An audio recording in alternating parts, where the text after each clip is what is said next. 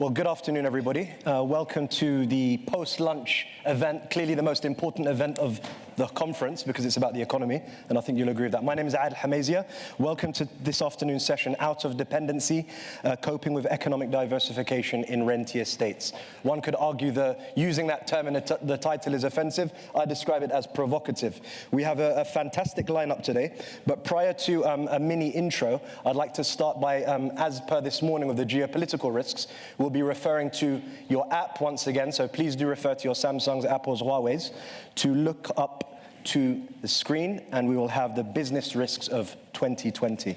So in order, you must pick in ascending order. So we have unmanageable inflation, question mark, illicit trafficking, brain drain and lack of skilled labor force, of course human capital related, fiscal crises, tariffs and sanctions, and energy price shocks, and finally failure of economic reform agendas. So moving forward with the theme of provocation, I'm a British Algerian, it's in my blood.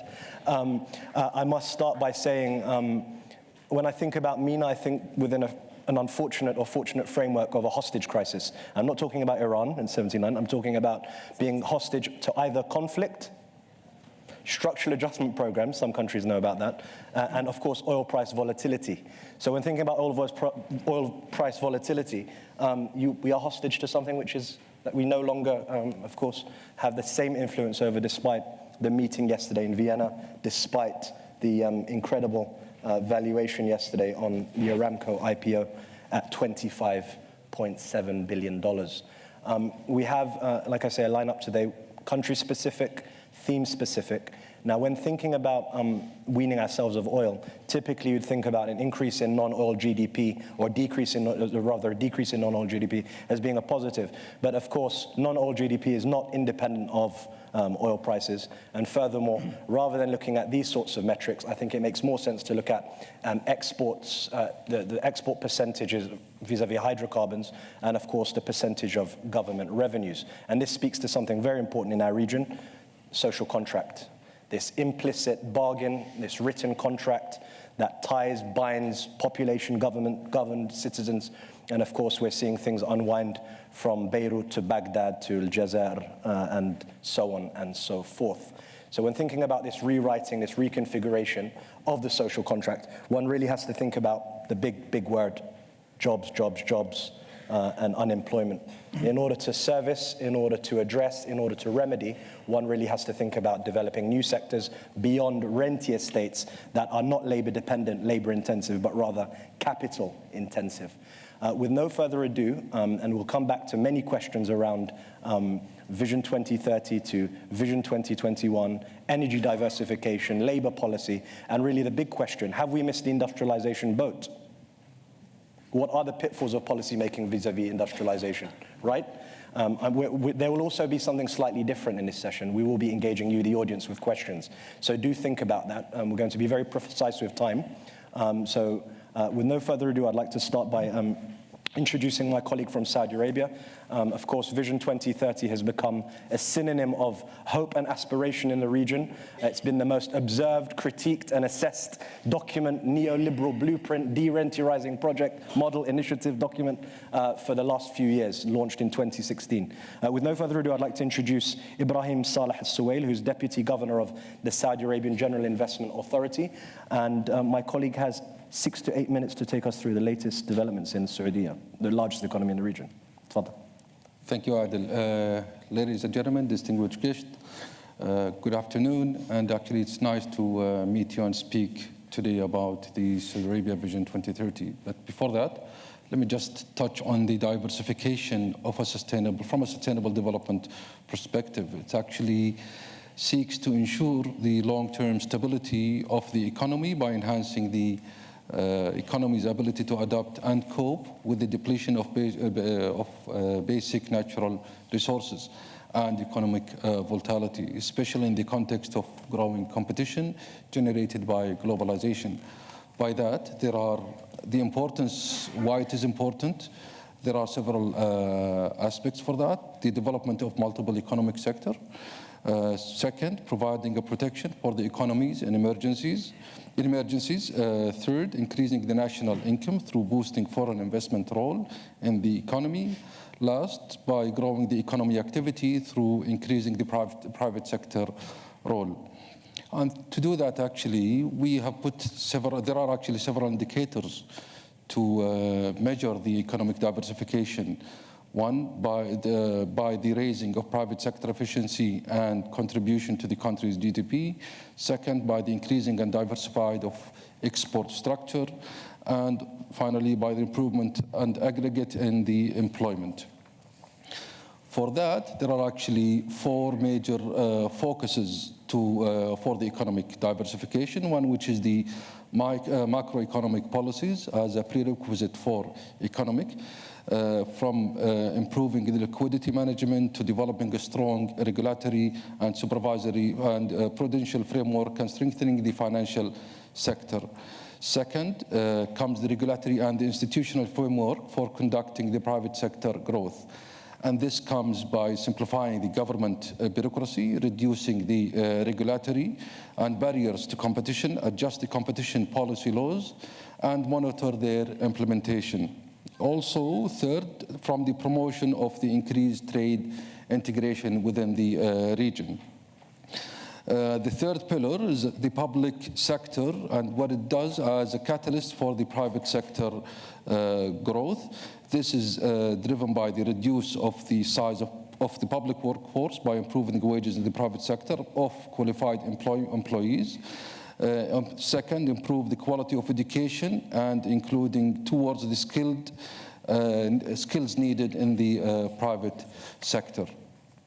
The last part is marching toward a more diversified economy, and this is mainly driven by three main pillars. One, improving the climate for the foreign direct investment, including the non-oil industry by reducing the accreditation terms, creation of investment, promotion intermediaries, and simplification of tax structure. Second, the promotion of and deepening integration of global value chains by enhancing production efficiencies, enhance managerial quality, and improve technological capacity to ensure the wages.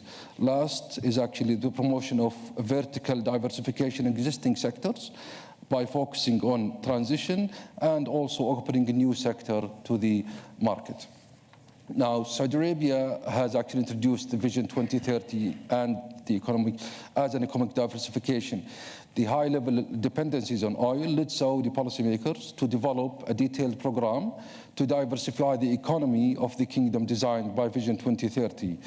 There are several investment sectors have been opened, such as energy and water, transportation and logistics, industrial manufacturing, mining, metals, emerging sectors such as education, innovation, entrepreneurship, real estate, ICT, petrochemical, health, tourism, and quality of life.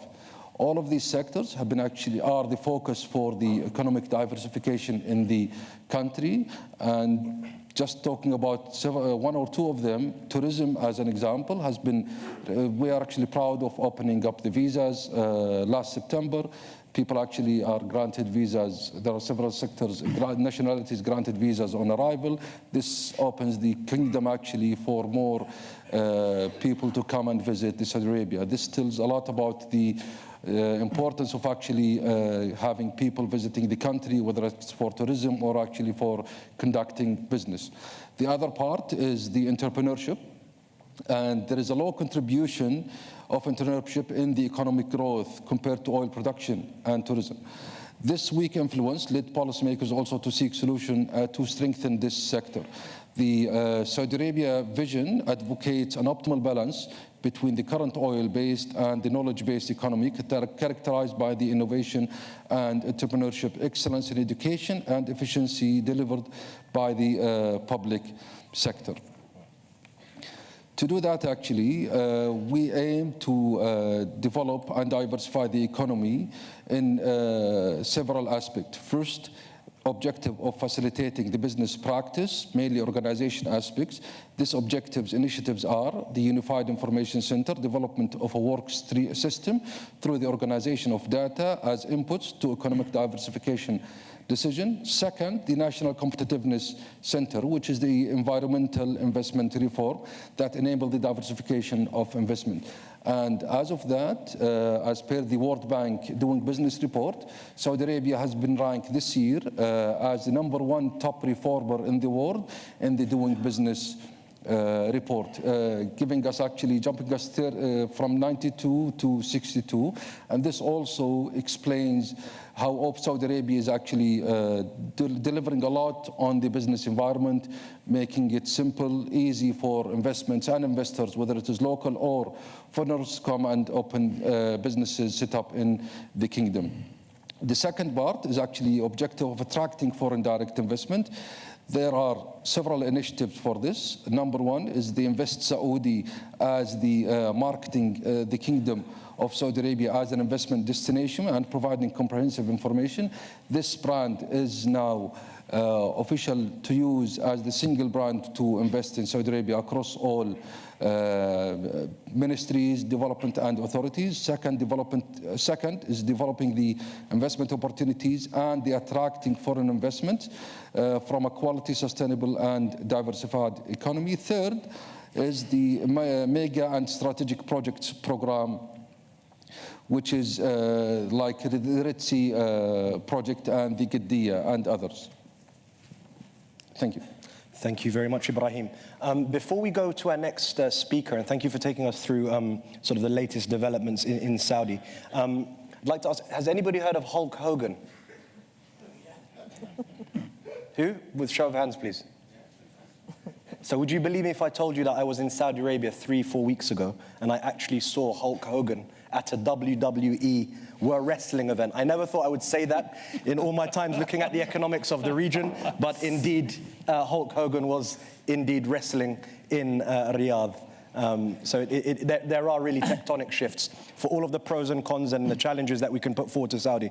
I arrived in the airport a few weeks ago, and it literally took me 5 minutes to get through. I'm not sure if it because it was a conference that I was attending or it was an independent factor, but it is quite stunning.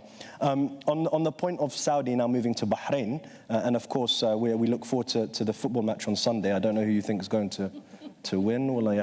Anyway, so we go over the King Fahd Causeway to Sheikha Hind Al Khalifa, President of the Bahrain International Federation of Business and Professional Women. And moving from one of the largest economies in the region, we move to its younger brother next door, perhaps, in the Kingdom of Bahrain. Sheikha Hind will take us through developments in Bahrain and the role of women in economic transformation.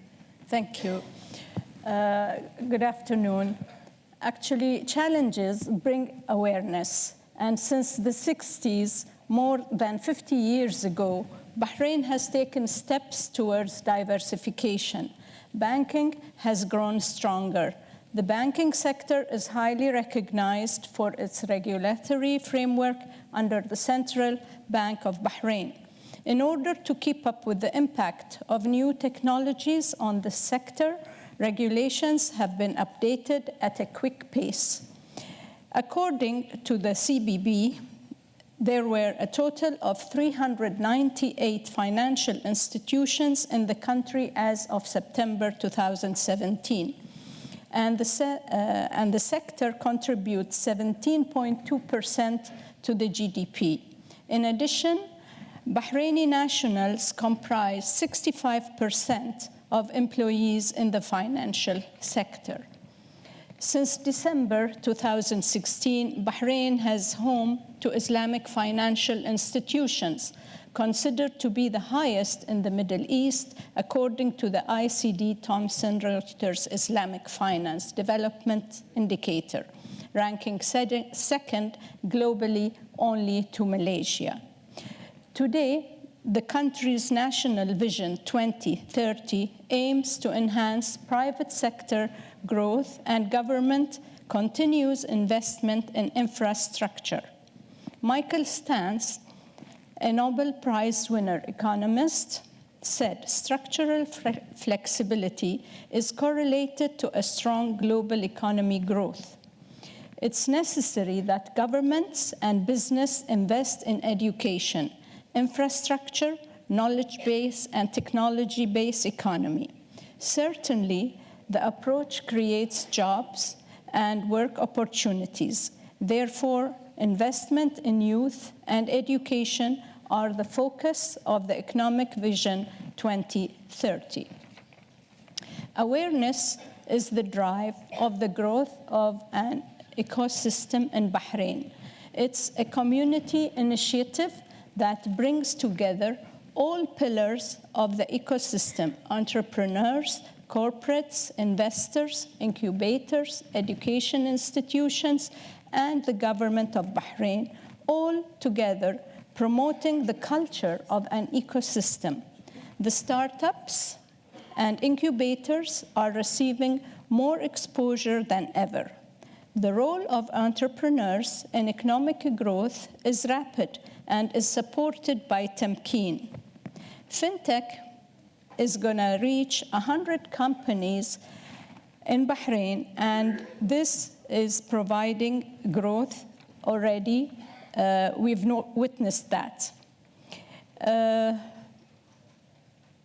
The platform is creating opportunity for innovation and creativity. As you must all have heard of Amazon, it's a scale of a data center, and it's filling the niche in the geographical area. Well, Bahrain is celebrating a 100-year anniversary of education, and literacy rate in Bahrain is second highest in the Arab world at 94%. In line with Bahrain Vision 2030, the government launched the Quality Assurance Authority of Education and Training to develop and implement standards of institutions. Well, my colleague from Saudi Arabia has not touched on women's role, so I will touch it, and it applies very much also on a neighboring country in the Gulf. Women play a significant role in the development of Bahrain at all levels. Awareness of women's rights and potential allowed for women participation in workforce. The Supreme Council of Women, under the leadership of Her Royal Highness Princess Sabika bint Ibrahim Al Khalifa, have significantly contributed to women participation and family stability. Well, women are involved in many sectors. Education in particular, there are new schools in Bahrain. As much as I can remember, girls' schools in Bahrain started only 9 years after the boys' school have started. And I must say that in empowering women in Bahrain, the Chamber of Commerce has celebrated its 80th anniversary, knowing that the political empowerment only happened in 2002. So they have always had the right to assume and work in the commerce and have their right to vote for the Chamber of Commerce and be elected as well. I hope I have given you a glimpse on Bahrain's situation, and I leave the floor to others to speak. Thank you very much, Sheikha Hind. We now transition from country-specific focuses to more of a macro picture with Dr. Alia Mubayid, Managing Director of Jefferies, who'll also take us through the balance sheet on diversification so far. Seeing her from the banking, we need a P&L. And we'd also like you to tell us, what do we need more of, Alia? Please, you have Sure. Thank you, Adel, for inviting me to participate in this panel. I think where I sit in financial markets, and obviously I look at where the region as a whole is evolving, both in terms of policies, but also in terms of policy outcomes, and try to benchmark it to other emerging markets. And I think I would like to focus on three issues very briefly. The first one is go back and remind ourselves of why this region needs to reform so badly. I mean, why is it that we have such the imperative for reform? And then the second thing I would like to talk about is to ask ourselves, looking a little bit at numbers, how well did we fare or not, given that we've heard that in many countries, a lot of policy initiatives have been undertaken, particularly over the last 3 to 5 years. And then say, where do we need to go or do more? So on the first one, I think it is obviously clear. In my mind, there are 3 important reasons why the Middle East oil exporters in particular, and us, I am Lebanese, sitting in even countries that are oil importing and where there is an important spillovers of what happens in oil exporting countries to our own economy, of why we see this imperative to be important. There are obviously 3 reasons. The first one is, and today we are all waiting, maybe the decision on the OPEC meeting has come out or not, I'm not sure. But what is happening in the oil and gas market, the structural transformations that are that have put us into this new normal in the oil and gas market is a key imperative for structural reform and transformation since the advent of shale, obviously, and the kind of ceiling by which efforts at cutting further output in order to prop up prices is not really working all the time and leading to the higher oil prices that many of the countries in the region would want to see, and particularly a leader like in the market like Saudi Arabia. So what's happening in the oil market is now a constraint, and maybe in terms of policy, and maybe an opportunity for reform. The second imperative is obviously relates to the need for job creation. We've heard that all the efforts now about the policies is here to tackle the demographic challenges that particularly countries like Iraq, Saudi Arabia, and Oman, and Algeria face. The IMF, I think, has done several estimations along with the World Bank, and every year we're looking at least at around 1 million new entrant into the labor market in oil exporting countries only. And these jobs need to be secured and need to be secured in sectors that provide sustainable kind of livelihood. So the job creation imperative is very important. And the third, even though we think it's not very imminent, but the climate, obviously the climate change imperative and the constraints it is putting increasingly more in financial markets where I sit as investors, whether bondholders or equity investors, are increasingly tying their investment portfolio management policies to environmental sustainability goals. And of course, that means a lot to countries in the region, which need to think in terms of the risk of ending up with stranded assets and the need to adjust policies to avoid this. So these are the imperative of reform. But when I look at the balance sheet, obviously, we see that there has been this policy response. We've heard about Saudi Arabia, what the Bahrain vision is all about. The UNE and Bahrain has advanced. So tightening budgets, making socially, reforming the subsidies. We have seen a lot of this over the last 3 years, trying to take measures in the labor market. But we have seen also from the market, from the macro perspective, an increasing result through external borrowing to plug the continued large gap that the country is facing. And just to remind you, actually, I mean, the region, compared to the period of the pre-oil shock versus so pre-2015 to post-2015, I mean, the fiscal surpluses of the region have gone from 5.7% on average to deficits of 5.2% of the total GDP. Government debt has increased from 25% of GDP to 32%. External debt alone has gone from 27 to 41% in 5 years.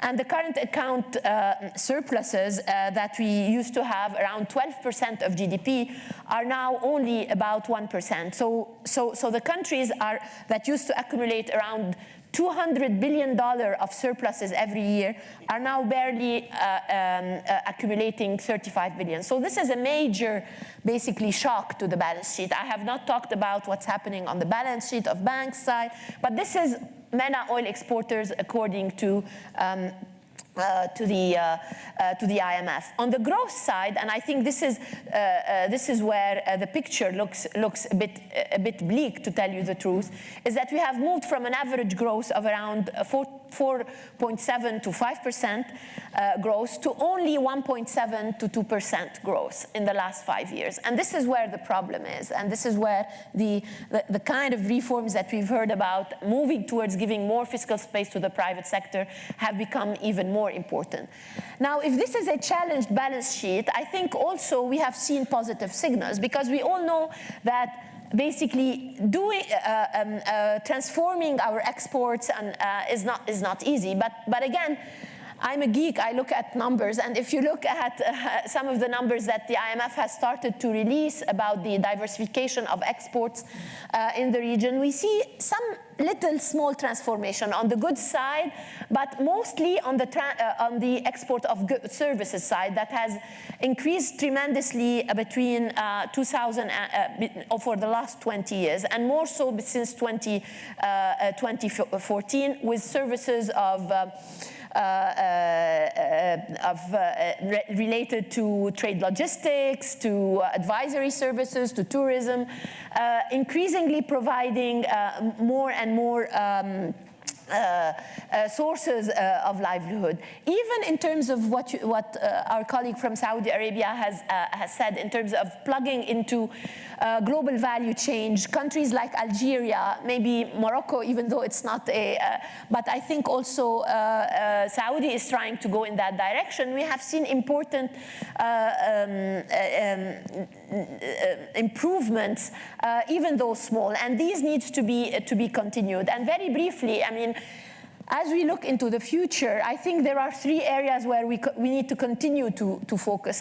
Again, as a macroeconomist, we need to continue our efforts in terms of macroeconomic stability and reforms, particularly focusing on public finance, reducing deficits, but increasingly, as we do successfully that, think about how we can transition into more competitive exchange rate-based monetary policies. And I think that is what will gain us more in terms of the competitiveness that we need.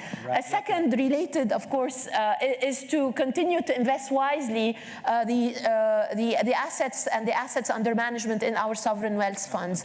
And third, of course, is to continue on the structural reform agenda, from competition to labor force participation, women labor force participation, because that will be the segue to increasing the space for private sector growth. Thank you. Thank you very much, Alia. And I hope we can come back to the point on the role of sovereign wealth funds. I was actually speaking with Professor Springborg earlier, and we were thinking about, if you're a smaller Gulf state, for example, returns are really the incentive, the motivation. But if you're a larger player, then of course you have the dual role of having to try and foster infant industries or whatever it may be. We've heard about defense, renewables, and tourism. It'd also be good to come back later, Alia, on, you referred to debt, yeah. But for some of these countries, this was an intention. You know, of course. For some of them, it was a target, 25, 30%. So it'd be great to come back to that. We now move to Dr. Karen Young of the American Enterprise Institute, who will take us through specialization and the downstream and labor market policy, a central issue. And just for those that may not be as familiar with the Gulf states, maybe if you could just unpack what labor markets look like as well in terms of segmentation and the national, non-national conundrum. And of course, if you could say a little bit about consumer markets, Karen, please. Thank you so much, Adel. It's really good to be here. You know, it used to be those of us who look from the outside at the rentier economies of the Gulf and the GCC economies that nothing ever changed and that the model was pretty static. And I think if we're talking about positive changes in development for the region, one of the changes is that economic policy is really at the center of state capacity right now. Absolutely. There is variation, there is competition, there are new ideas, there's policy innovation happening. And that can only be a good thing because it drives home the issue to citizens that policy choices matter. And so I think we have to really underline that as one of the silver linings of the changes really since 2011. And we can see the 2011 period is incubating and encouraging a lot of activist and interventionist foreign policy in the region emanating from the GCC. But since late 2014, the shift has been in more innovative economic policy. The outcome of this competitive range of policies, I think we can see in a number of spaces. So labor markets in particular. We're seeing a range of reactions to nationalization policies across the GCC, encouraging nationals and forcing out foreigners. And so that friendliness to the foreigner is really varied depending on the demographics of each state. And again, this is where difference becomes really important. And for the smaller Gulf states and those that are wealthier, we're talking about the Qatar, UAE kind of Kuwait paradigm, there is difference, but there has also been a bit more competition in terms of inviting those with specialized skills. So the golden visa phenomena, which is going across the GCC right now, which Saudi Arabia actually also has announced just in the last couple of days. But the idea in the UAE then is to attract people who can be high-skilled workers in science and technology, even within arts and culture. And you don't see that in other places where there is more demand for job creation for nationals. In Oman, we've seen the restriction of 96 different sectors for employment of nationals only. In terms of restriction and ability of workers to move between jobs, which has been really important in kind of unwinding the kafala system, Bahrain, I think, has done the most interesting and advanced work here in creating the... What is the kafala system? The idea that you are legally bound to your employer as a foreigner and don't have the ability to change employers without the permission of your sponsor, your visa sponsor. So your right to live in the country tied to your employment contract, which has, of course, been debilitating for any kind of organization around workers' rights. And really, bad for the market. You don't get the best skilled people for the job. You get the people who are willing to stay. So it's kind of a perverse incentive structure. But Bahrain has done a lot to kind of dismantle this, to allow people to change employers. And I think this is really the way forward, is that if we have more free movement within the labor market, you'll get people who are better at their jobs and more committed to staying longer and being consumers in society as well. And I'm going to get to that and the importance of driving domestic demand in the GCC economies and external demand for hydrocarbon products. We also see a competitive space in debt issuance. Alia mentioned this, and we've even seen like dueling bond issues from Saudi Arabia and Qatar in the last couple of years. So the accessibility to international debt capital markets has been really important. The money is there, investors are willing, and some countries are in higher debt to GDP ratios than other. Very big variation here between an Oman, Bahrain versus Saudi Arabia, Qatar, UAE. And sometimes countries are going to debt markets simply because they can, right? And it becomes a cushion for some and a necessity for others. In the subsidy and tax space, the alternative sources of fiscal revenue, this is also a really interesting space where finally we're seeing the cutback on electricity subsidies, on water, and the implementation of a 5% value-added tax in Bahrain, Saudi Arabia, and the UAE. Of course, that was meant to be across the 6 GCC states and has been rather slow to be broadly accepted. One interesting thing, I think, that I would emphasize and why governance matters and the structure of governance matters, where we see policy innovation and what I would call actually policy incubation or acceleration, I think actually the federal structure of the UAE has been very beneficial in that an emirate like Dubai, which does not have oil wealth, can play a role as a place where new policy ideas can be tried out. Dubai was one of the first to implement a tax on a road toll. The SALIC system in Dubai was several years ago. Now it's been adopted in Abu Dhabi. Why does that matter? Because if you have a place where ideas can be kind of in a sandbox to play about, see how citizens respond to them, see how expatriates respond to them, and then it becomes a test case, not just for the UAE, but for the region as a whole. So this has been a really useful thing in the federal structure of the UAE. I don't know if you noticed, but I did write a little piece in your booklet here, and it's on this topic of economic diversification. And the first line of that piece is that oil is still king. So hydrocarbons, oil and gas still are king in the GCC states. It's still driving non-oil GDP as much as it is oil GDP. And it's what a process I think of as diversification light, in which we see the creation of new markets for hydrocarbon products in a whole value chain, right? It's petrochemicals, it's refineries, it's plastics, it's a whole system of products and the trading of those products, which is the future of wealth generation for oil exporters in the GCC. And that's healthy and good, that's fine. But one of the kind of implications of that shift is that you have to be sure that you're boosting demand at home. And because these are not manufacturing-based economies in the GCC, you need that consumption. And so this is where, in the smaller economies, which are more heavily weighted towards expatriates over citizens, keeping that demand growth for all kinds of products, whether it's hospitality, food and beverage, whether it's people buying things in the mall or the service industry, as Alia mentioned, is really vital. Real estate as well. So the downturn we see in the UAE on the real estate market is a realization that you've got to keep that domestic consumption going. On the external side, it's the creating demand markets for that oil value chain of products.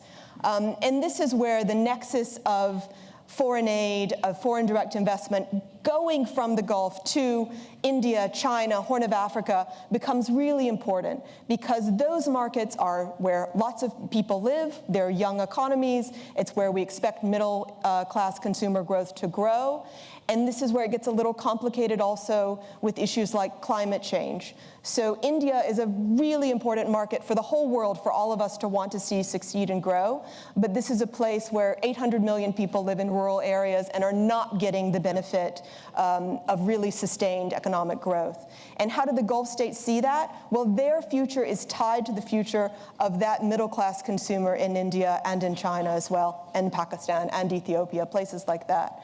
So we should care that people don't have access to clean water and that they're inundated with water at other points of the year. We should care that there's not good infrastructure and trade connections coming from ports in the Red Sea corridor.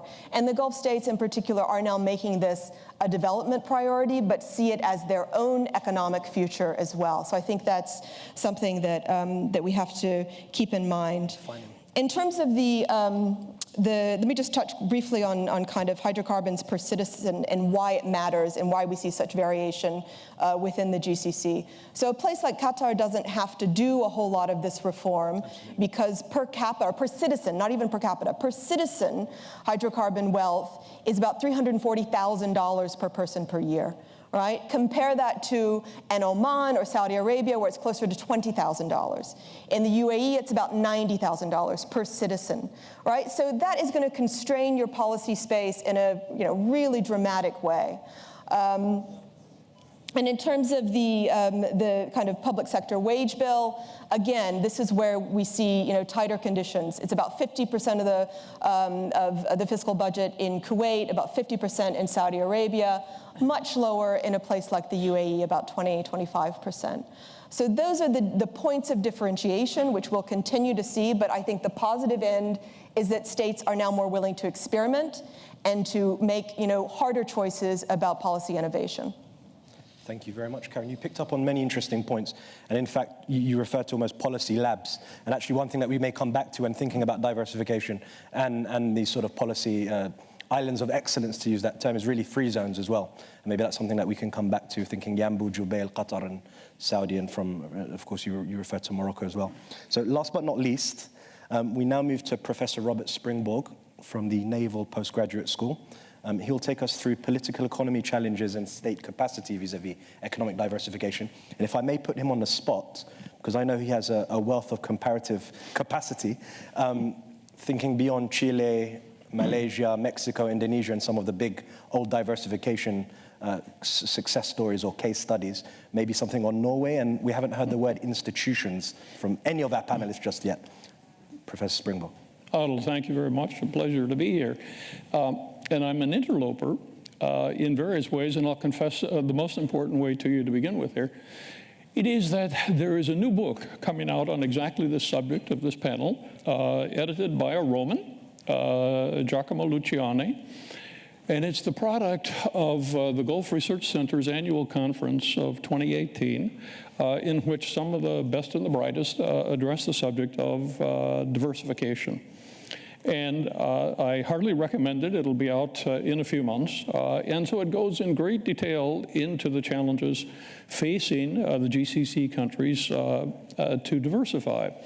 And I'll give away the bottom line right away. And Karen has already coined a nice term for it, diversification light. In your program here, it talks about specialization in the energy sector, but I think diversification light is a better way to handle it, and it's more consonant with, in fact, what the authors of this edited volume say, and it is that, look it, it is impossible to imagine that you are going to have classical diversification of an industrial sort. This would be a late industrializing subregion of the world, and given the transition required from a rentier to a productive economy, it's well beyond the capacities of any one of them to do it, basically. So let us not think in the classical sort of East Asian model. The second model, which a couple of the panelists have touched upon, is that of diversification into services, but there are limits on that. Those of you who are my age remember when Beirut was the entrepot to the Middle East, and there was exactly one entrepot. It was Beirut, and two things destroyed it. One was the Civil War. The second was the growth of the Gulf. And so the entrepot for the Middle East shifted to Dubai. And in either case, there was only one. So to have a service-based economy of the nature of Beirut circa 1972, or of Dubai at the present time, as the model for an economy such as the size of Saudi Arabia's, is really not on. And the Bahraini model is a financial service model only. And that's probably not big enough to sustain it, and recent financial figures for Bahrain would suggest exactly that. So further diversification would be necessary in this one sort of second example here of Bahrain. But so what the authors of the volume say is, well, let's revisit David Ricardo, that fine Portuguese-English economist of a couple of hundred years ago, and think about then diversification in the area in which the Middle East has an advantage. And the comparative advantage is energy, most obviously. And so, as Karen has said, then it's diversification light. And so that the idea of any vision, 2030, 2040, 2050, needs to be consonant with that basic principle. And they immediately go into how can we then protract the period in which this diversification can occur. And top of the list, interestingly enough, is the environmental constraint. And so they go into how can fossil fuels, the life of fossil fuels, be extended to enable then Saudi and other big exporters to have the time to make the shift into a much more energy-based economy, which is not only fossil fuels, but is also renewables. And so a couple of the vital chapters of this book go into the technology of carbon capture and storage, of the shift into renewables. And I'm happy to report that the bottom line is it's all doable, that we're not about ready to stop using gas and oil, that we have a long generation left that can be extended by effective use, especially of carbon capture and storage. And And so you start with the technology of it, and assuming then that this in turn provides diversification. As you're generating these technologies locally, you are employing, after all, Saudi Arabia, and Adil knows better than any, because he's just been doing research on this subject, of Saudi Arabia sending its young people abroad for advanced degrees, most especially in areas related to energy. Engineering areas and so on, and who are not being adequately employed either in Saudi or in the comparator, which is Algeria. So you have people, you have human resources that are really not relevant to a broad-scale industrialization effort, but are very relevant to this more tailored diversification within the energy sector. Now, Adil suggested we think about Scandinavia as a model here, Norway. It's not just technical issues, it's not just getting the finances right, it's getting the overall model right. And those of you who've had the pleasure to work with Norwegians, as I have, both in the field and with their Ministry of Foreign Affairs, they are a bit sort of modern-day missionaries, I must say, about them. And I have some Norwegian blood, so I guess I can insult them and do it without fear of contradiction here. It is that, how did Norway manage to go from a sort of a sleepy cod fishing, pine tree cutting sort of a place into having what is one of the most dynamic oil companies in the world, Statoil, a sovereign wealth fund that's possibly the most profitable, and to have done this with a society that wasn't really ready for it. But their model is, and I'll sum it up all in one word, which is the word they like to use. It's called public brain power.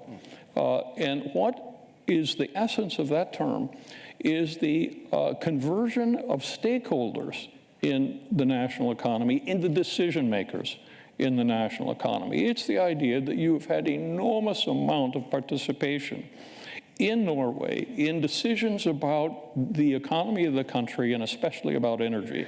And those of you who follow our Scandinavian brothers up there will know that they are imposing upon Statoil now a conversion from fossil fuels into green energy, basically. So this idea of public brain power is hugely important. And so I'm running out of time here, and I just sort of like to end on the note of urging you to pick up Giacomo Luciani's book, which gives you a context for this, but also to look at the comparative model of Norway, which we all laugh about that as being absolutely and utterly irrelevant to the GCC. But personally, I don't think so. I think that it reflects a way of focusing on your strong suit, of using it to bring a population together, of giving meaningful roles to people in your population, and coming out ahead at the end of the day. Thank you. Thank you, Professor Springborg, for that comparative ending, and it actually provides an interesting segue.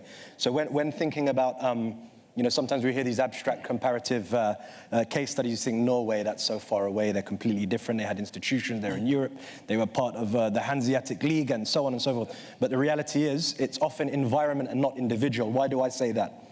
And this is a quiz question for everybody in the crowd. Who set up the Norwegian Sovereign Wealth Fund? And if you guys know, you can't say. Anybody? Anybody? Iraqi. It was an Iraqi who set up the now largest sovereign wealth fund on the planet. So it's environment, not individual or ethnicity that drives success, in my humble opinion. But now coming back to colleagues on the stage, while I warm up my colleagues on the stage, please do prepare some interesting questions, not statements, and my reputation as an enforcer sometimes precedes me, so I will stop you. To come back to my colleague from Sagya, you mentioned the incredible leap from 92 to 62. Leaders, officials, they're obsessed by these numbers.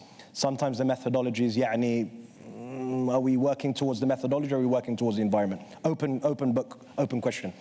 The bankruptcy law, incredible. NOMU, excellent.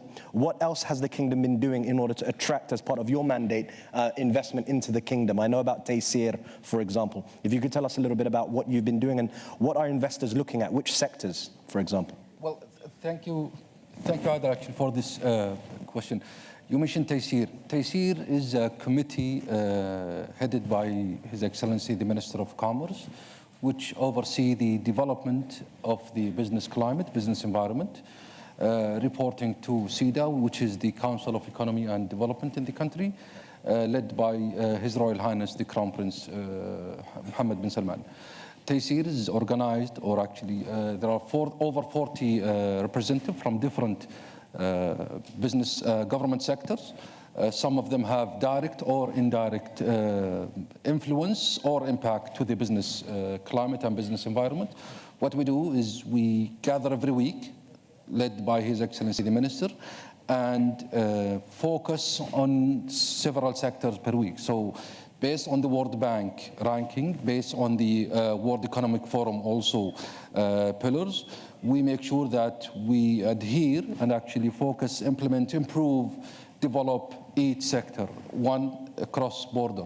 For instance, previously, a couple of years ago, it used to take the container over 2 weeks to be released in the airport. Now, actually, within 24 hours, in some cases, you can release it while the ship is in the sea, did not arrive. So these kind of reforms help. The insolvency law, you just mentioned it. The commercial arbitration center, again, previously we haven't had any commercial, specialized commercial arbitration centers. Now there are over 20 across the country specialized for commercial arbitration centers. The new investment law also, which we are working on, which defines that there is no differences between the local and the foreigner investors.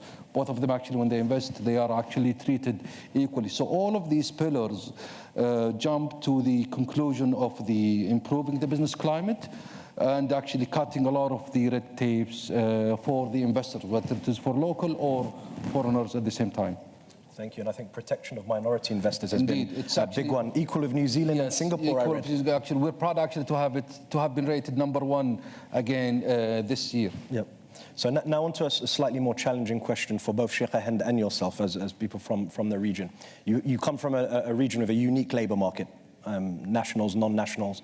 When you talk about developing some of these new industries, renewables, defense, tourism, and this goes for Bahrain as well, do Bahrainis and Saudis want to do these jobs? Do they still think that they're too good for them? Is the reservation wage too low? Comments, please. Well, I must say Bahrain has always been an open society, and coexistence with different cultures, religion, in school. It is a very liberal society in the sense that they accept to work in hotels, and now I've seen girls working in security sector. So tourism is a very new sector, and guide like for tours and museums, it is happening, and I don't feel there is any challenge in that. It is accepted. So does Saudi have what we describe as a blue-collar labor force, or are we still waiting? Or is it light blue? Well, it is actually both. We've been actually seeking knowledge transfer, education from abroad. So we do welcome actually companies to come to Saudi Arabia to first have the experience, build the technology. But nevertheless, Saudi Arabia, we've been actually serving the pilgrims who are visiting the two holy mosques, Mecca and Medina, since actually the origin of Islam. So we are actually into this business, and the people who are doing this are actually Saudi people. Touching on the females, a lot of actually workforce now is moving towards female. My colleague actually just reminded me of something. Again, in the security workforce, we started actually having female workforce in the government security workforce. Thank you. An open question for Karen Ali and perhaps Bob, if you like. One area or key sector, which is, you referred to, I think, Horn of Africa and Red Sea earlier on, is ports and logistics. And Bob alluded to David Ricardo and used the word comparative advantage. And to add a few more C's to that would be, of course, competitiveness, competition, and coordination and connectivity, in fact, and consumer markets. You're going to add an extra C in for fun. Is trade capacity or trade growth going to meet port capacity? Do we have too much of these? You know, where is this going? Well, I think it's important to separate kind of national ambitions and firm ambitions. So if we're talking about DP World, for example, I mean, the company is growing, it's expanding, it's doing well. I mean, I think only 30% of their operations are out of Jebel Ali now, so they're really all over the world. But that's quite separate from foreign policy decisions by the federal government to create ports in Eritrea or elsewhere. So there can be synergy there, but there can also sometimes be the political ambition leading before the commercial opportunity.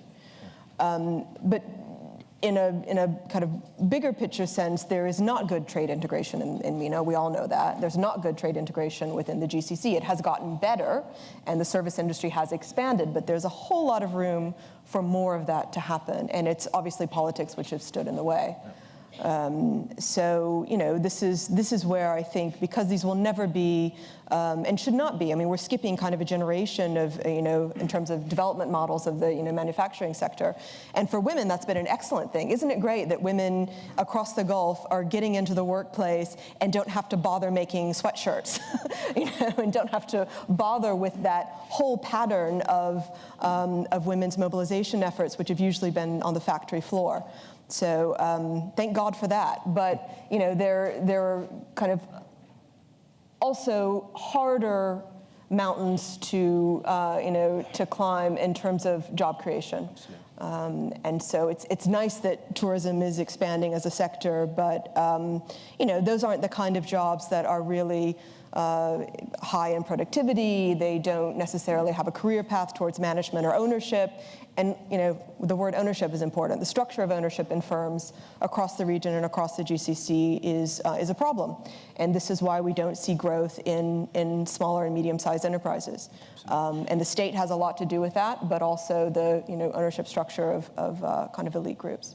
Absolutely. I think it takes us back to actually that point. It takes us back to the title of rentier state.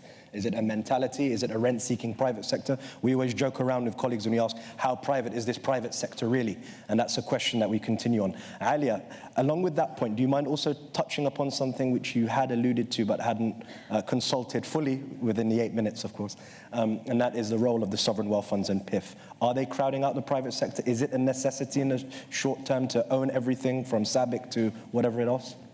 Sure, just a couple of things. I mean, just on the issue of ports, I think it's very important to remind again ourselves that basically the region, and particularly the Gulf countries, are trying to reposition themselves in the new geostrategic landscape and the geoeconomic landscape, where more and more of the economic power in the world is shifting eastwards. And I think when we are to basically assess the feasibility of projects like some of the ports being where DP World is investing, or one has to look really at where trade growth and investment flows and movement of labor is likely to be in the next 40 to 50 years. And that is really the whole corridor from Asia into Africa. And this is where of course, much of the visions of many of the countries in the Gulf is based on the need to play a role in them,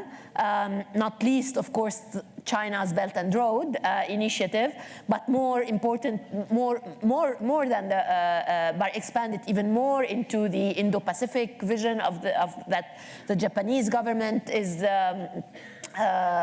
working on with India. So there is this larger landscape that I think justifies a lot of infrastructure investment. But I do realize that we have always to think in terms of the scale of these projects and whether we are not over-investing in that. So that's one point. On the issue of the PIF and whether sovereign wealth fund, actually, and I'm sure Karen has done a lot of research and is much more knowledgeable than me, I just think that many of these sovereign wealth funds are still investing abroad rather than domestically, and for that matter, sort of the type of crowding out that you're talking about is not actually happening. Now obviously, the policy statements most recently, and particularly after the Saudi Aramco IPO, has been that much of this investments will be channeled towards the domestic economy. And I think this is where again, looking at the numbers, you can imagine that, well, 25 to $30 billion can be relatively absorbed when an economy every year is basically, the deficit is around $50 to $60 billion in a country like Saudi Arabia. Or when you think that in Oman, I mean, job creation requires more investments in the Duqm port to develop it as a logistical hub. So I think there could be a role for sovereign wealth fund in driving some of the growth, investment-led growth models. Now, obviously, you could argue whether this is a right or wrong thing. I mean, models of state capitalism in China or in other parts of the world has their advantages or disadvantages. And I still do believe that the region, we have to strike the right balance. I think there is a much bigger role for the private sector that we have not yet tapped in terms of potential. And I would prefer, given also the investment that many of these countries are doing in the education and in the human capital, that we actually leave more the space for the private sector rather than continue to focus on a sort of state capitalist kind of growth model. Thank you very much. And I think you almost read my mind. I was actually going to move to Robert to ask, when thinking about tech leapfrogging and the like, and that's something which is a necessity for economic diversification, whether it be from Mexico to Malaysia, for a country like Saudi or maybe Algeria over the hill, how does one capture and how does one leapfrog? Is there a magic formula?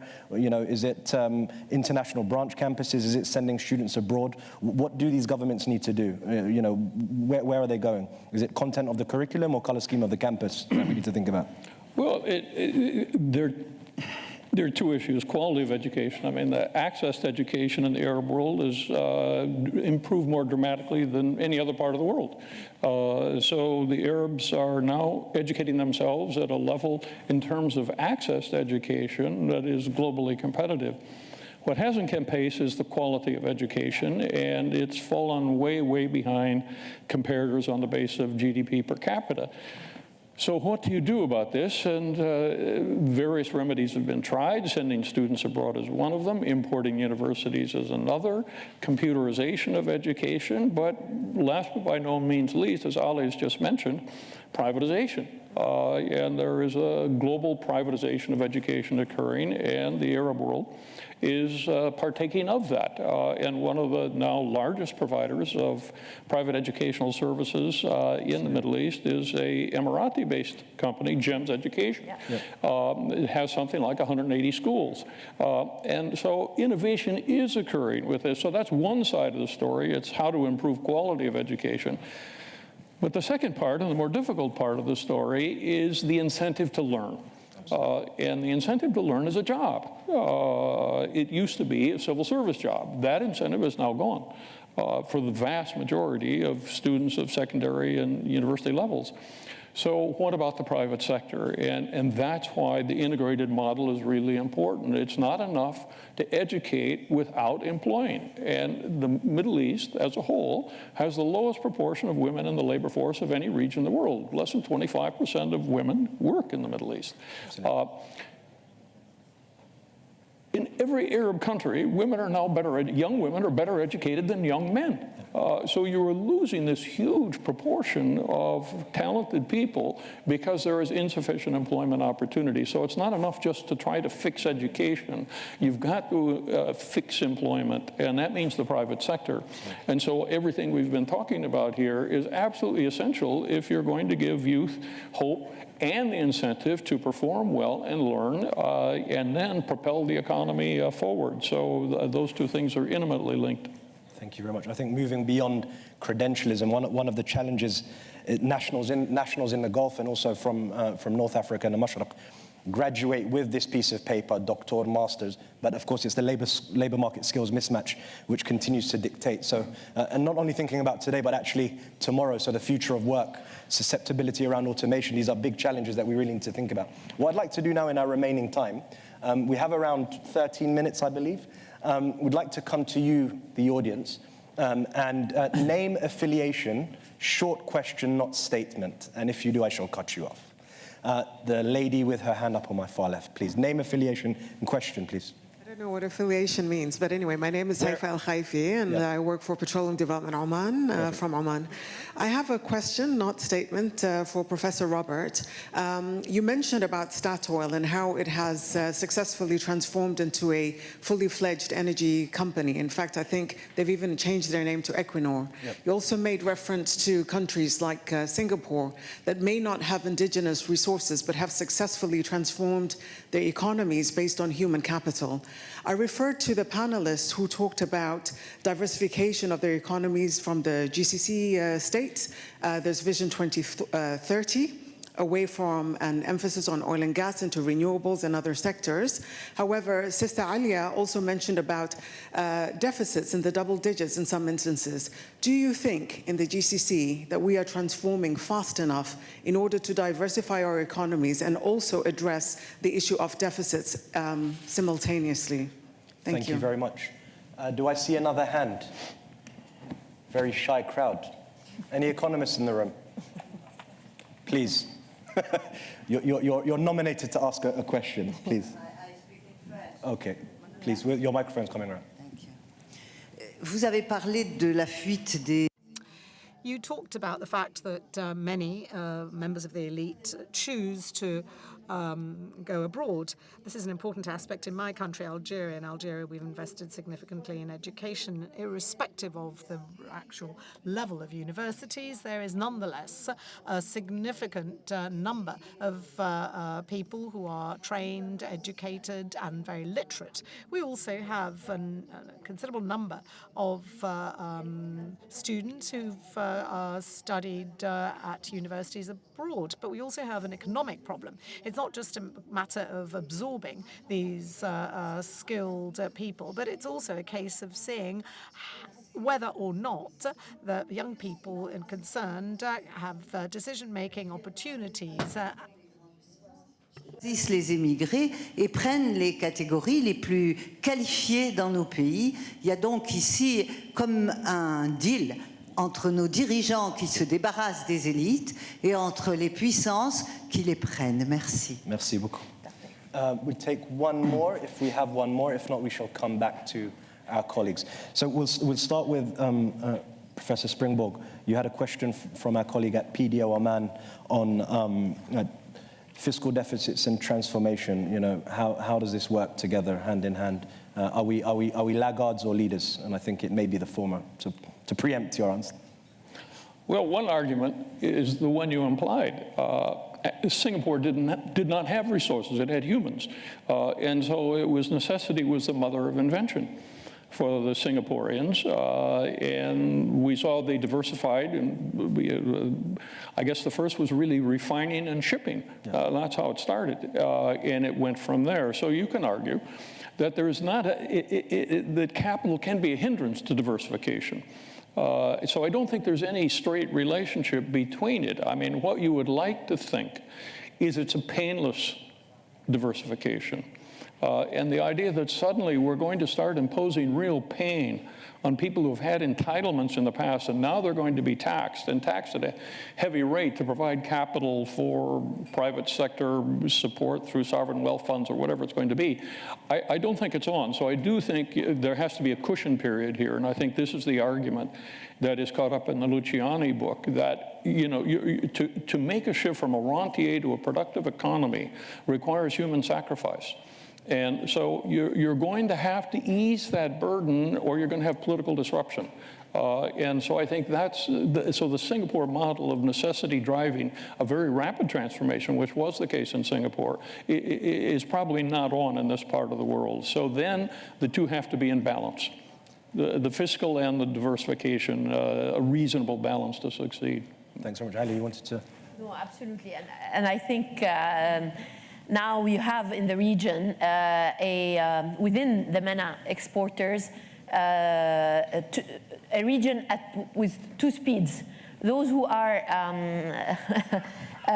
managing to manage their fiscal and public finances while proceeding relatively, not quickly, but relatively okay on the diversification front, and I would say this is a bit more Saudi, UAE, and then you have those that have big fiscal and external deficit challenges, and like Oman, since you are from Oman, and which I think is not moving as fast as others or as what is needed.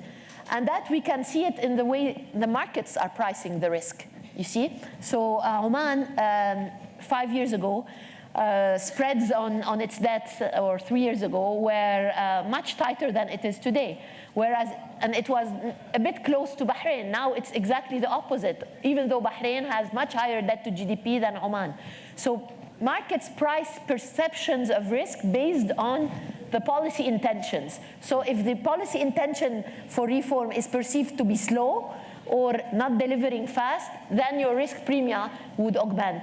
And that is, for example, the case in the Omani. But frankly, I mean, I'm going to Oman on Monday, and I know that there's a lot of effort being done.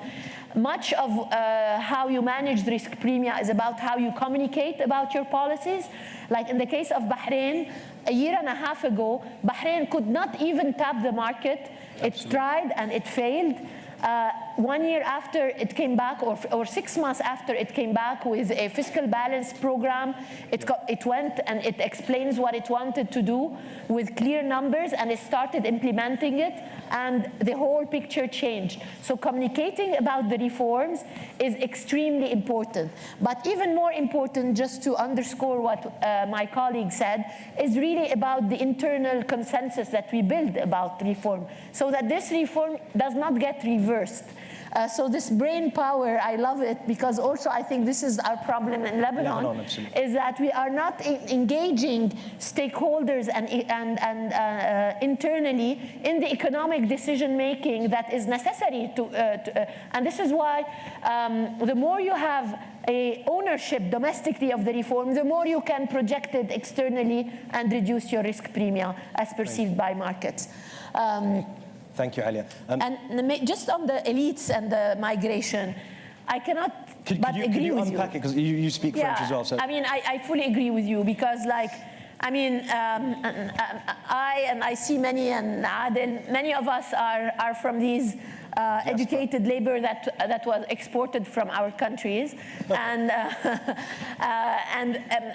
I doubt that any Algerian or Egyptian or Saudi or Bahraini who sees the opportunity to serve their country at some point would not be able to leave everything and come and put their knowledge and the transfer of knowledge that sometimes countries pay for in order to get it from outside, not to put it internally. There are, I think, huge political economy constraints in many of the countries, state capture, elite capture, that often prevent the right allocation of resources, and particularly human capital, that I would think if they were employed in the right places, many of our countries would not be in the state in which they are now. Thank you, Alia. And we'll end on ideas around opportunity and challenge. And I'm going to pick on Karen to start first and sort of wrap up in final comments. But while I think it was a grand tour d'horizon, I think these political economy challenges around competition,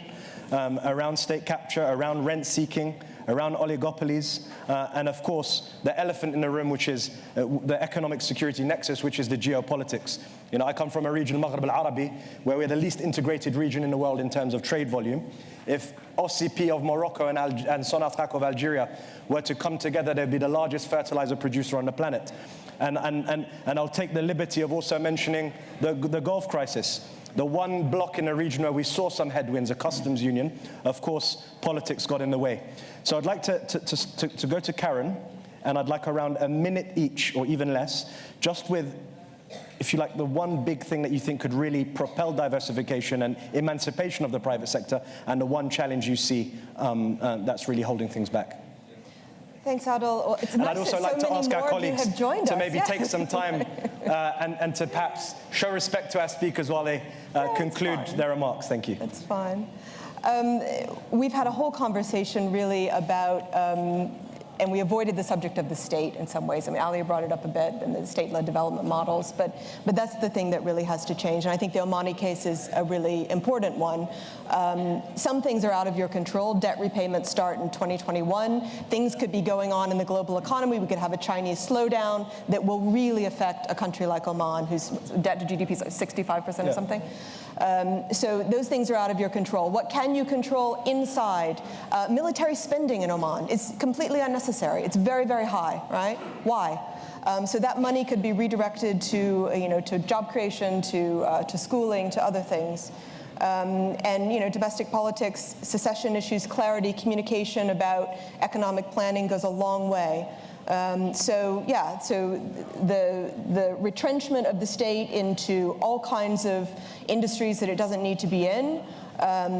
We're seeing some signs of privatization within Oman and within the oil industry. That's excellent. So more of that. And I think the whole region could learn from that experience as well. Thank you, Dr. Young. Sheikh Hind. I can make it very brief and short. I would like to see more equality. That's what I want to see in Bahrain, Gulf states, Arab countries, equality. Perfect. From economics to education, equity is king.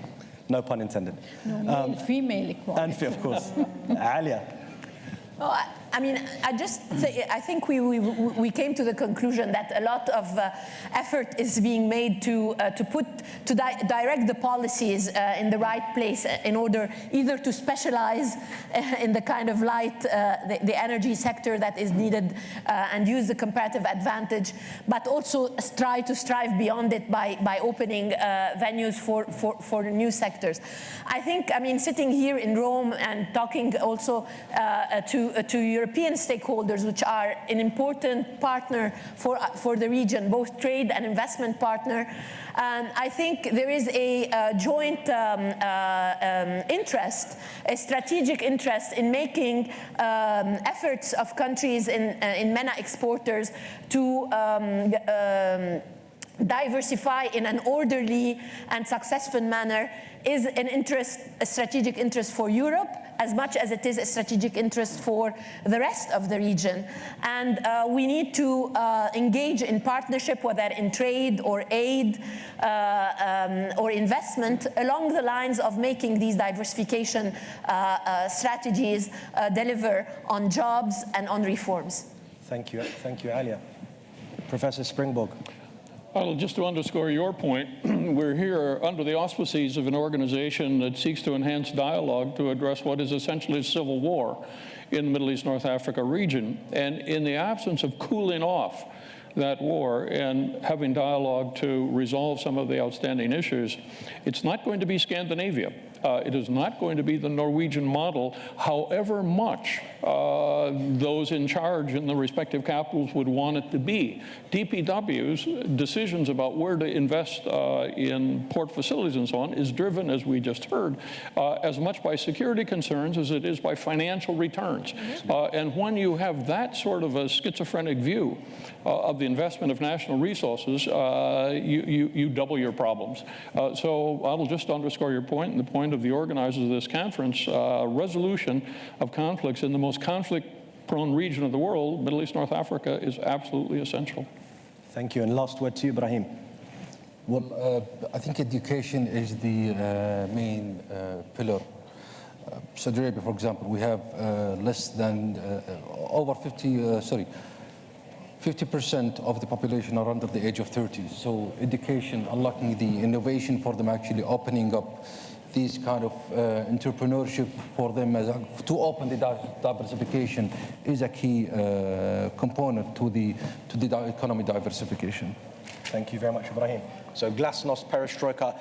It would take me hours to try and sum up, so I shall not intend to, and I shall save you from that. Before thanking our colleagues in a usual way, if you recall at the beginning of the panel, we had a survey. Now, as you can see, colleagues in the audience decided that the 3 top business risks for the MENA region are failure of economic reform agendas. We spoke about the visions. Tariffs and sanctions, think here Iran to Sudan. And of course, fiscal crises, the fiscal deficits continue. On that note, I'd like to thank our panel. I'd like to thank you, the audience, and I'd like you to have a wonderful rest of the day. Thank you very much. Thank you. Nice to meet you.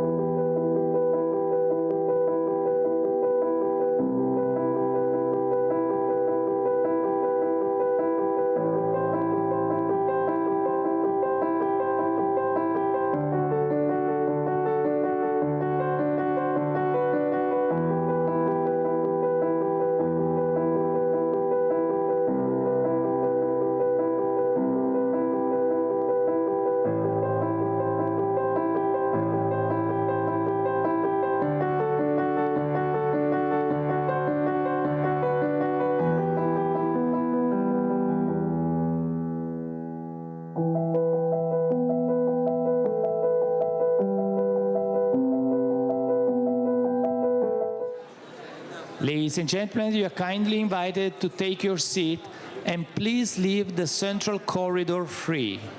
Please leave the central corridor free. Thank you. Take your seat.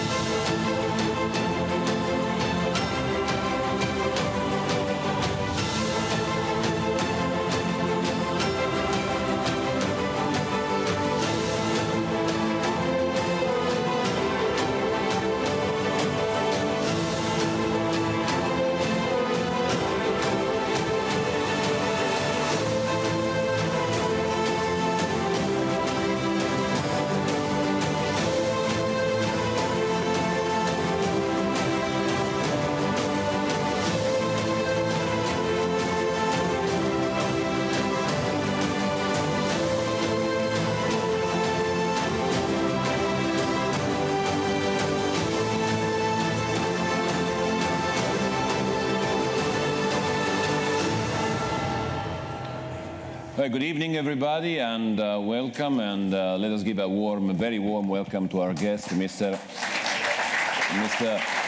Sergei Viktorovich Lavrov, Minister of Foreign Affairs of the Russian Federation, and I should say an affectionate guest of the Mediterranean Forum here in Rome. It's the 5th time you come here, and we very much appreciate and we thank you for being here and for letting us talk to you and hear from you today. And I am Riccardo Chartreux. I'm a Deputy Director for Rai 3 channel public television news, and Mr. Franco Venturini, Senior International Correspondent for Corriere della Sera, is here with me. I will try to have a talk with Mr. Lavrov on the main issues of today concerning this meeting and the situation in the Mediterranean, in the large Mediterranean basin. To start, let us hear from you, Mr. Lavrov, some introductory remarks maybe that you want to give us before we start the conversation. I understand, if I'm correct, it will be in Russian. Right, so for the few of you who don't speak Russian, you just grab your headphones and here we go, please. You have the floor.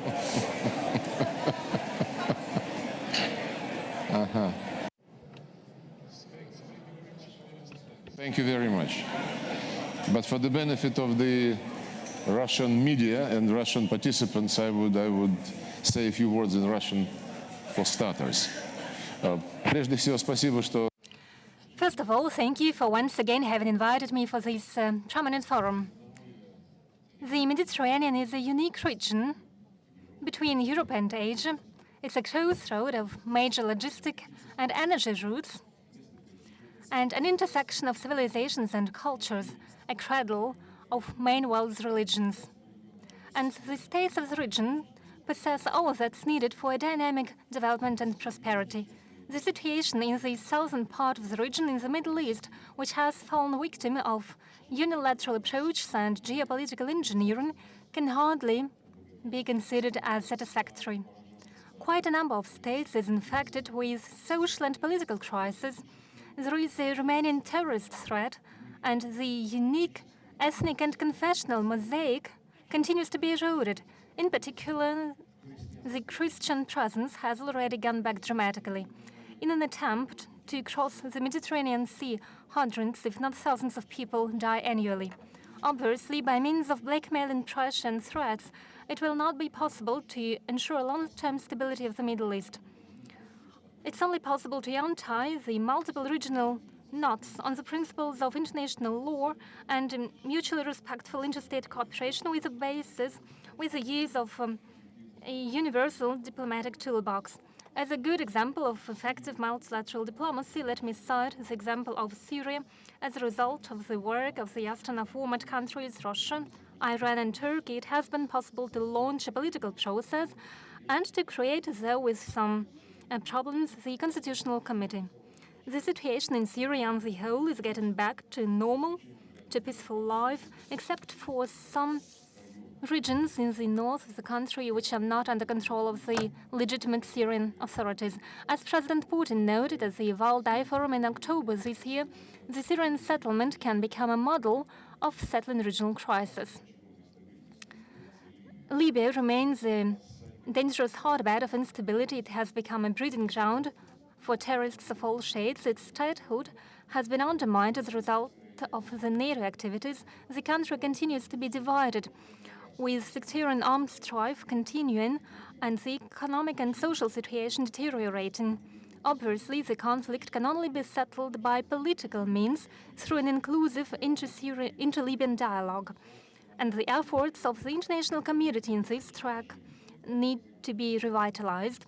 In this respect, we take note of the initiative of the German Chancellor Angela Merkel to convene an international conference for the benefit of the Libyan settlement this year in Berlin. Obviously, we need to take into account the experience of previous conferences, such conferences as those held in Paris in July 2017 and in Palermo in November 2018. And we also shouldn't ignore the meetings of Faiz Sarraj and Khalifa Haftar in Abu Dhabi in February this year. Most importantly, the resolutions and prerogatives of the UN Security Council need to be respected, and participation of all main Libyan political forces and interested foreign actors needs to be ensured, such as the African Union, League of Arab States, and regional actors. There is a high risk of destabilization in Iraq. The international community needs to provide all sorts of assistance for Iraqi authorities in fight against ISIS and other terrorist groups. The coordination of efforts within the Baghdad Information Center is of growing importance. It was established by Russia, Iraq, Iran, and Syria, as well as cooperation between Baghdad and Damascus in order to free the border between Syria and Iraq from terrorists. Russia has always supported and continues to support the preservation of sovereignty, independence of Lebanon, which is going through another political crisis. The acute issues need to be resolved by Libyans themselves, and it's important to preserve the balance of interests between the leading political forces and ethnic and confessional groups, which is laid down in the constitution of the Lebanon. We continue to overcome the tensions in the Persian Gulf through dialogue. It has long ago been formulated in the Russian concept of collective security in the region, and consistent implementation of this concept will make it possible to lay groundwork for the architecture of mutual respect and trust in the whole Middle East region. Obviously, it's not possible to stabilize the Mediterranean without an independent and viable Palestinian settlement. Only two-state solution, which they try to substitute with the so-called deal of the century, can meet the aspirations of the Palestinian people and ensure the security of Israel and the region as a whole. There is a need for a swift resumption of talks between the Palestinians and the Israelis in order to ensure a comprehensive, fair, long-term settlement on the basis of generally recognized international law. Russia will continue to facilitate the overcoming of the political divide on the basis of the political platform of the Palestinian Liberation Organization. We are also worried by the situation on the other shore of the Mediterranean and the Balkans. The countries of the region are being dragged into the alliance without taking into account the will of the peoples. The number of exercises and maneuvers in the maritime group of the alliance in the Eastern Mediterranean is growing. The result is predictable. There will be no new dividing lines, and the deficit of trust will exacerbate. Europe continues to face the problems, and I have already mentioned them. We are convinced it's not the zero-sum games, but rather collective work in order to neutralize the joint common threats and challenges. It's in the interest of the North and the South of the Mediterranean. For this goal, I think we should use more the OSCE potential, including promotion of positive, generally acceptable approaches to the Balkan problems. And we actively support the cooperation between the OSCE with its Mediterranean partners.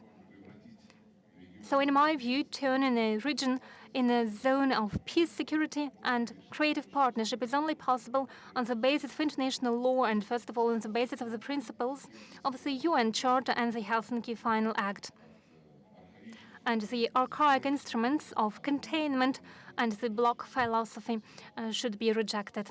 Thank you. Thank you, Mr. Lavrov. And we heard that you touched many of the points that I think we would like to touch again in our conversation. And I would let maybe Franco, you want to start with one of those points? Yes. Minister, I would like to go back to Libya.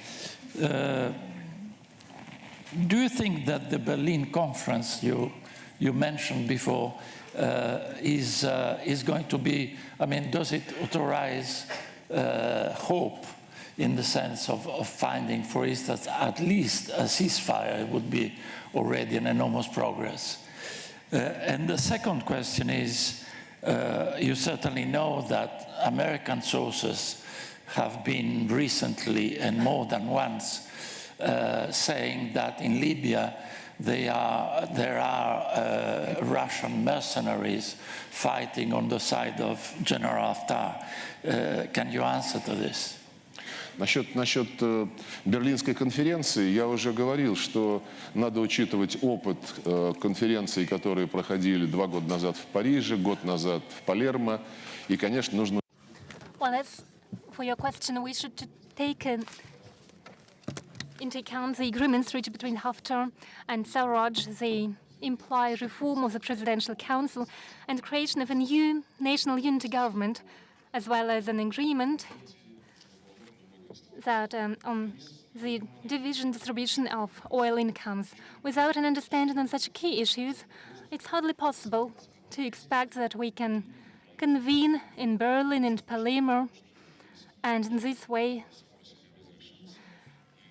resolve the crisis. The Berlin conference was attended by our country in the preparatory events. We were surprised that Libyan party and actors were not invited, and all the neighbors of the Libyan were not invited. We consider it as a mistake, and I hope that over the time that is left, the steps will be taken in order to make the composition of the participants inclusive, and I would like to particularly highlight the importance of the African Union. Before NATO started acting, the African Union tried to settle the crisis through dialogue between Gaddafi and the opposition forces.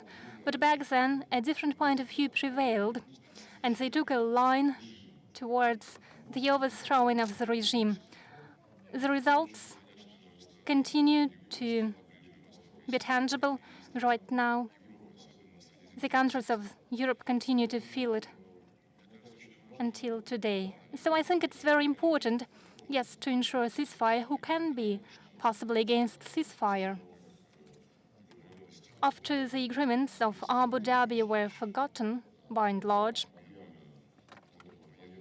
this military campaign was announced. The parties will not be able to reach a military solution, military victory, so they need to get back to the negotiating table and to the agreements reached in Abu Dhabi. Ghassan Salam, the special envoy of the UN Secretary General for Libyan settlement, a couple of months ago held a briefing for the UN Security Council. He has his own approach, which we share and which we support. And I hope that all foreign actors, without any exception, will move their actors whom they support in Libya in one direction, namely to the negotiating table. We are one of the few countries who maintain relations with all Libyan actors without any exception, with Saleh Haftar, Sarraj, Devail, with all the actors on the political landscape of this country, which has been destroyed de facto. And that's what we try to move them to. As for the gossip spread by our US colleagues, let me say this. For some reason,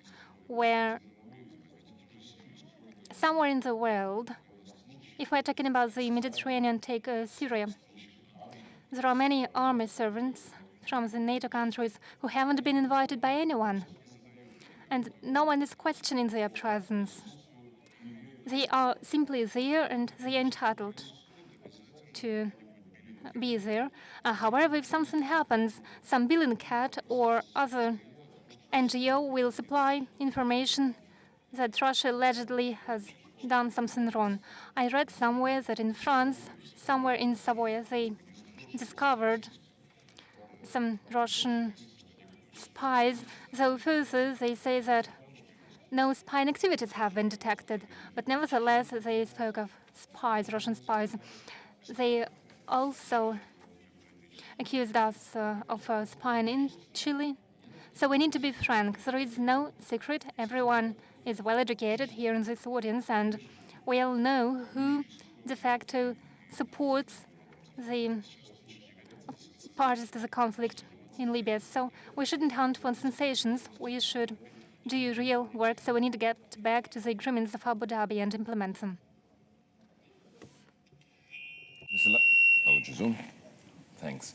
And just to go back to another subject you raised in your introductory remarks, the issue of Syria. Well, a lot of things have happened since you came here last year, and particularly the Turkish operation in northern Syria and the comeback of Syrian and Russian troops in the north of the country. This morning we heard from Minister Çavuşoğlu, from the Turkish minister, that they feel they have the duty and the right to pursue an action against what they call a terrorist group in northern Syria. With this group, that is the Syrian Democratic Forces, the Russian commander in Syria, General Shaiko, just a few days ago had a deal to bring Russian troops in three more cities in northern Syria. So how do you think that situation on the border can be solved? And another question, if I may. You talked about the Astana process and the Constitutional Committee, but this diplomatic process is still going very slowly, if it's gaining any ground. There is a sensation that, as you mentioned, rebel provinces are a little pocket now of the country.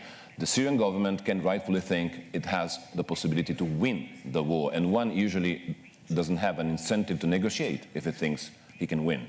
What do you think? Why do you think there can still be a political solution in Syria? Well, first of all, when we facilitate the settlement, we try to achieve the real steps in this direction, and we always think of the security in the region and the need to eliminate the terrorist threat, first of all, and other threats of security to the countries of the region. Talking about the Israeli-Palestinian conflict and talking about the position of Israel as a whole as to the problems in the region, our president always stresses that we are taking very seriously the Israeli concerns in the field of security. Just exactly serious are we when it comes to the security concerns of any other countries, including our good friend and partner, the Turkish Republic. Well, we can debate on whether the experts agree with the explanations presented here by my friend Çavuşoğlu, but fact remains a fact. Throughout many years, Turkey has pointed attention to this problem, and it said that, in particular, as for the Aden Agreement of 1998 needs to be taken into account. Having taken into account, having realized how serious the Turkish approaches are, the US has started the dialogue with Turkey in order to settle the concerns. You know how it all ended. No mutually acceptable solution was found. The US declared that they are going to withdraw from Syria, and they realized they forgot about the oil, which actually doesn't belong to them. However, long ago, let me stress this, Turkey warned about its future actions, and everybody knew that Turkey was seriously concerned about the situation. And immediately back then, we entered a dialogue with our Turkish colleagues. The operation called the Source of Freedom was suspended, and instead of 444 kilometers, only on 100 kilometers, the actions continued. For the rest of the territory, the agreements between Mr. Putin and Turkey continued. The Kurds had to withdraw by 30 kilometers from the border, and joint patrolling should take place between the Russian police and Turkey army, the Turkey militaries, and also the border guards of the Syrian Republic should go there. These agreements were welcomed both by the Kurds and the Damascus. Though later, when the US declared that they forgot about the oil and they needed to go back there and to make use of this oil, then the Kurds tried to vibrate. Let me put it like this. Though before, as I thought, they took note of our arguments that only direct agreement with the Syrian Arab Republic authorities can provide for a lasting solution to all problems experienced by the Kurds in the country. I hope that life will teach our Kurds friends, and the most recent developments with these zigzags of the US policy should persuade them that there is no other way than following the agreements and trying to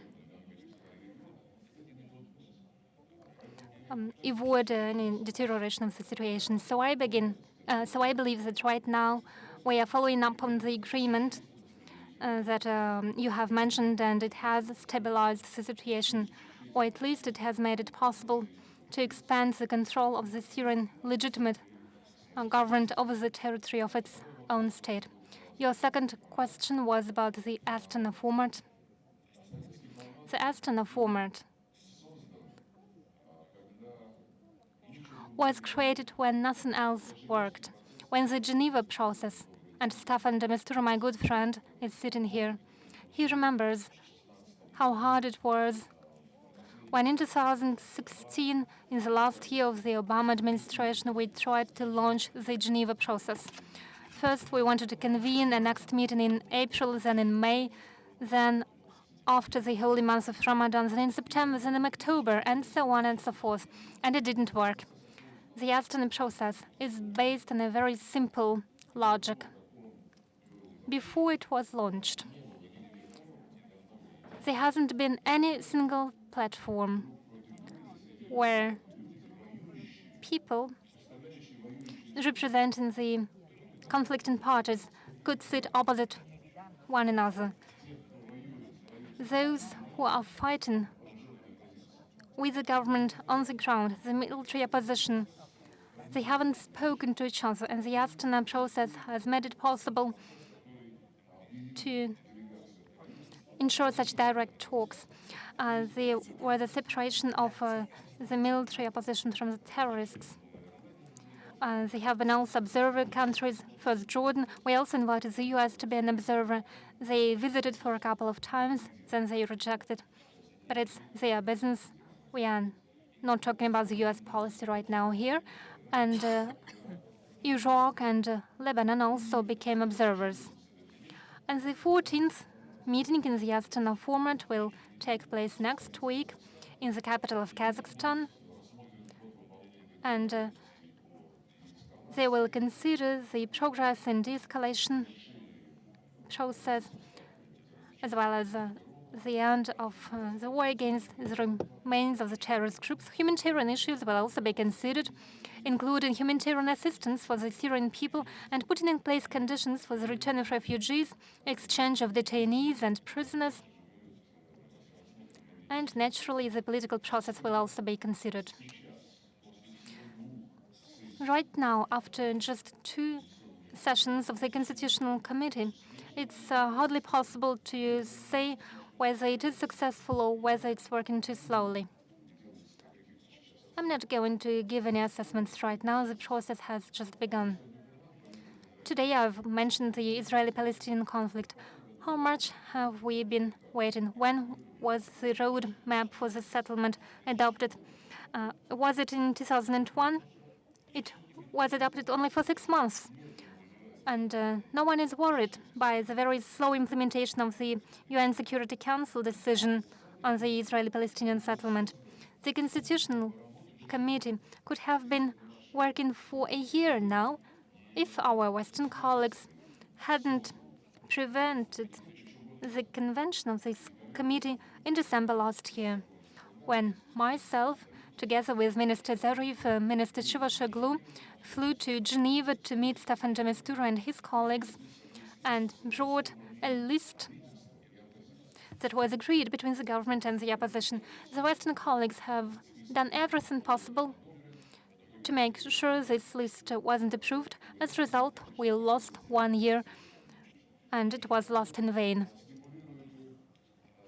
As to the question whether the situation on the ground encourages Bashar Assad for negotiations, well, you know, in summer 2015, when bandits were close to Damascus, Bashar al-Assad called for a political process. The whole Western camp, which supported these bandits, categorically didn't want to do so. Right now, when we have launched the Astana process, the situation changed quite the opposite, thanks to the support of the airspace forces of the Russian Federation and the actions of the Syrian army. It changed the situation dramatically. And nevertheless, we used our influence on the Syrian government We used our good relations to make it agree first to the convention of the Syrian National Dialogue Congress, which took place in Sochi in January 2017. Then we persuaded the Syrian government to support the decision of this forum, and Stefan knows there have been problems with it, and what was promoted by our UN partners was not immediately adopted by our partners, and we persuaded the colleagues in Damascus that it would be the best way to launch the political process. And right now, the de-escalation zone's decision is being implemented. There are only some problematic places in Idlib where there are some murky relations between the US and the forces that they supported at Tanf region. Today I met Geir Pedersen, and together we spoke about his ideas about the second meeting. He has no panic sentiments, and right now he is convinced that parties try to learn to talk to one another. And let me assure you that we are not going to abandon our efforts, and we are not acting for our narrow political purposes only in order to ensure some small political victories. I know some Western colleagues who are often guided by such way of thinking, but it's not us. Thanks, Mr. Lavrov. And Franco, you want to go on with him? Minister, you are not going to answer to me if I ask you what's your position about the next American presidential elections. But I have another observation that has come out during the NATO meeting also very recently. Withdrawing its few troops at the border between Turkey and Syria, it seems that President Trump has made a favor to Russia, in the sense that Russia has been able to reinforce its power already considerable in Syria, and at the same time there was a crisis inside NATO because the allies were not consulted, Turkey wanted certain things, and so on. So, do you have any comment on this strange idea, that Trump, with his policy, is a good ally of Russian interests? Well, you know, we want to be partners, both with the US and with the European Union. We have had normal working pragmatic relations with the NATO. It's not us who breaks these contacts. NATO has cut off all contacts, including the regular military meetings, including some dozens of annual events which were aimed at enhancing the efficiency of our fight against terrorism. Well, the NATO is to blame, and if it's the position of the NATO, we are not going to ask anyone. We have learned from the past years that we only can rely on ourselves because our Western partners are not reliable partners. That's all. As the motives for which the US takes some decisions, I'm not going to comment on it. We take it as it is. We are not going to find any internal logic. If there are some facts, then we need to consider them as they are. And thanks. And may I ask you a question always about the region, the Middle East region, more than the Mediterranean. We've been seeing in the last weeks and months a wave of popular movements in different countries, from Lebanon to Iraq, against the governments, different from what was called the Arab Spring of 2011. It has some points in common, it has some differences. In some cases, Iran and Iranian influence on the Middle East seems for a lot of these people to blame for some of their problems their countries are facing. Do you think that this can have an effect on the balance, on the geopolitical situation of that area? And how do you view those popular movements that are still raging? And we've had 400 people died in Iraq, for example. Well, you know, the time of awakening was predicted by Zbigniew Brzezinski some 20 years ago, when they realized that the end of the history predicted by Fukuyama is not going to happen.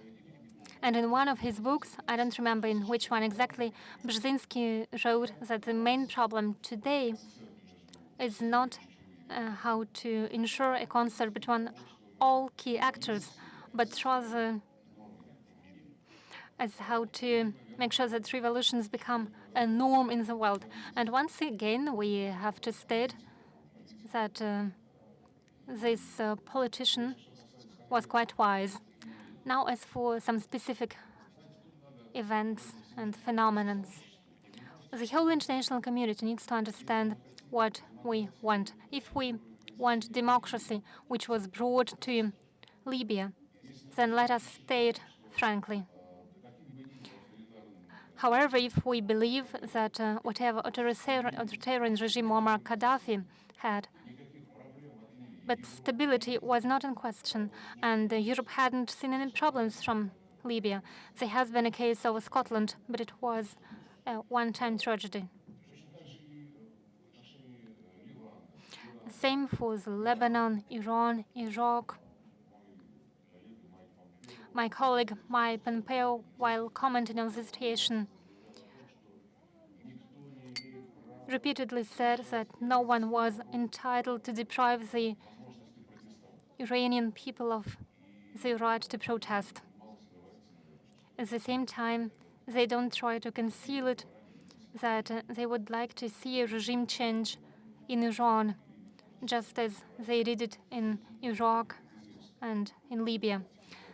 Well, the result is always the same. It's the destruction of statehood, a surge of terrorism, and waves of refugees, just as it happened in Ukraine, actually, though it's quite far away from the Mediterranean Sea, but not so far away. When the coup d'etat happened, it was immediately supported by our US colleagues, and up until now, they tried to guide all processes. And when in the same year when the coup d'etat happened in Ukraine, there had been an attempt of a coup d'etat in Gambia.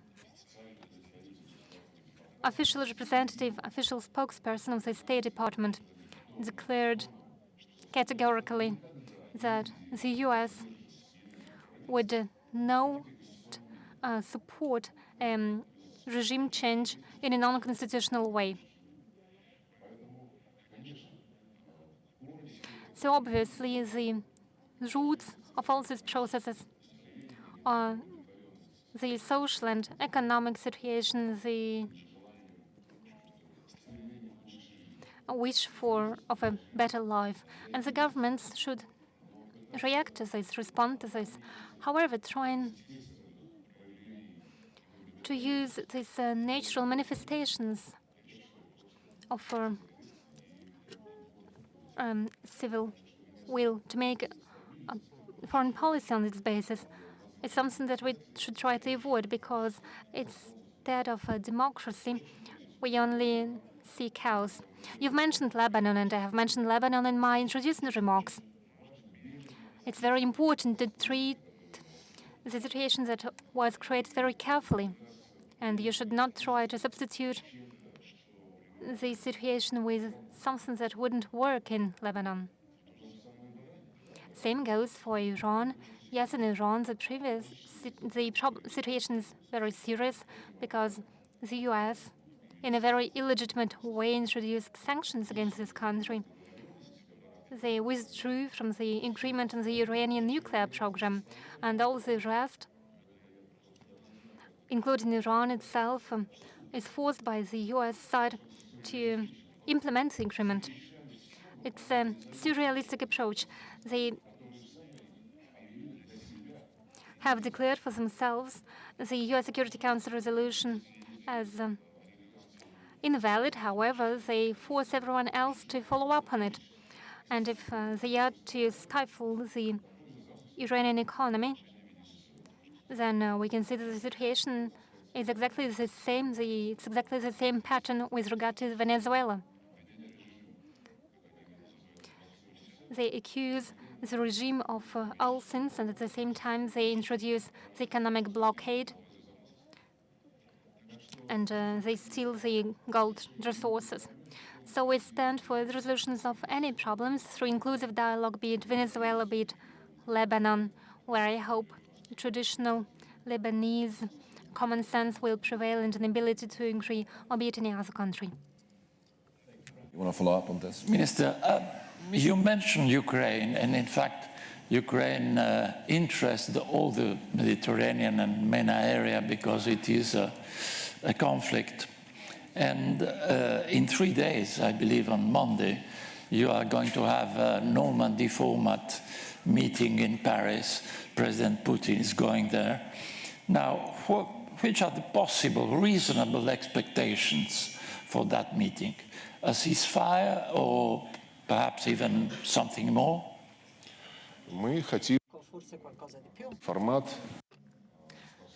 We want the Normandy format contributes to full implementation of its own product, namely the Minsk agreements. The Minsk agreements were a result of many hours of negotiations between the 4 leaders of the Normandy format. In Minsk, they were signed by the parties to the conflict, namely the representatives of Kiev, Lugansk, and Donetsk, and it was endorsed by the UN Security Council Resolution 2202. When under the Poroshenko regime, they said Russia should implement the Minsk agreements, we explained that the agreements should be implemented by those who have signed them, namely by Kiev, Lugansk, and Donetsk. We stand ready to provide assistance, all sorts of assistance, be it political assistance or be it participation in the OSCE mission or in any other way. Now, when President Zelensky has indeed shown his will for achieving peace, despite all the hindrances that he is facing from time to time, primarily in the part of ultra-rights and neo-Nazis. Our European colleagues welcome the process achieved in implementation of the previous decisions of the Normandy format, namely the disengagement in 3 pilot areas and written recording of the Steinmeier formula. It was agreed more than 3 years ago. However, the Poroshenko regime rejected categorically to follow up on what the leaders of the countries have agreed. Now, President Zelensky is trying to achieve peace, and that's exactly why it has been possible to achieve some progress. But this situation has a different side. It shows that the lack of progress was what the Ukrainian regime was to blame for. So as for our expectations from the Normandy format, we are going to expect further arrangements which will make it possible to resolve this conflict, which will make it possible to ensure the safety and security of the people on the ground, to ensure their rights laid down in the Minsk agreements, the so-called special status law, and also this conflict needs to be resolved. Probably it's not possible to make it in one day, but we have to show patience and work towards this goal, and the sooner we achieve it, the better for Ukraine. And also in Paris at this summit, we want to hear from President Zelensky how he himself sees the situation and the ways to move forward, because his officials, ministers, members of parliament from his political party make very, very controversial statements. For example, one of his ministers said, we are going to see how things are going to develop in Paris on the 9th of December, and then we decide whether we remain in the Minsk agreements or withdraw from them. There have been statements that no amnesty should follow as it is provided by the Minsk agreements. There have been statements that the special status law probably should not be prolonged, and it expires in December this year, though it should be laid down, incorporated into the Constitution. There are some statements that probably a special status law should be elaborated. We don't know how it fits into the Minsk agreements. So there are many questions. And obviously, when Ukrainian officials say that there can be no direct dialogue between Kiev and Donetsk and Lugansk, then it's simply blunt ignoration of the Minsk agreements. The Minsk agreements is based on this idea of direct dialogue between Kiev, Lugansk, and Donetsk. So at this meeting, it will be very important for us to understand how President Zelensky sees the achievement of his goal of peace of Donbass. Run out of our time. We've talked a lot about the southern and eastern shore of the Mediterranean. We haven't talked a lot about the northern shore, that is our shore, but we will save it for the next time. Next year, you'll be our guest here again, we hope. And so it was good to hear your remarks and your opinion. And we're free. We're going on with Thank you. Thank you very much. Thank you. Ladies and gentlemen, please remain seated and leave the central corridor free, please. Please leave the central corridor free.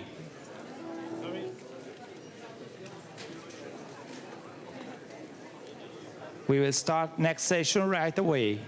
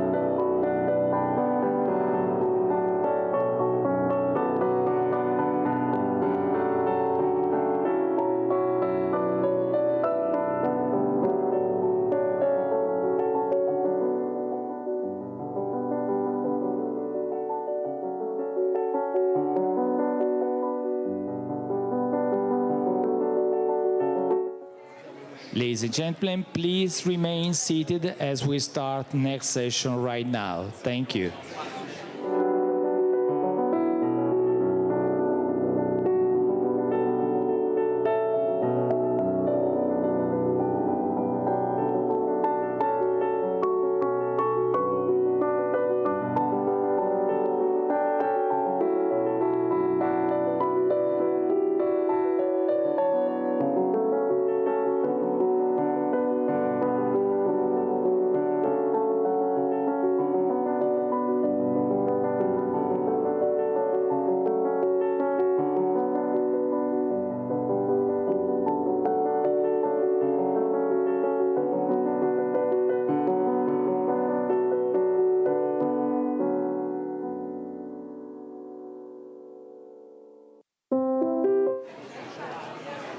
Ladies and gentlemen, take your seat and leave the central corridor. Please leave the central corridor free. Thank you.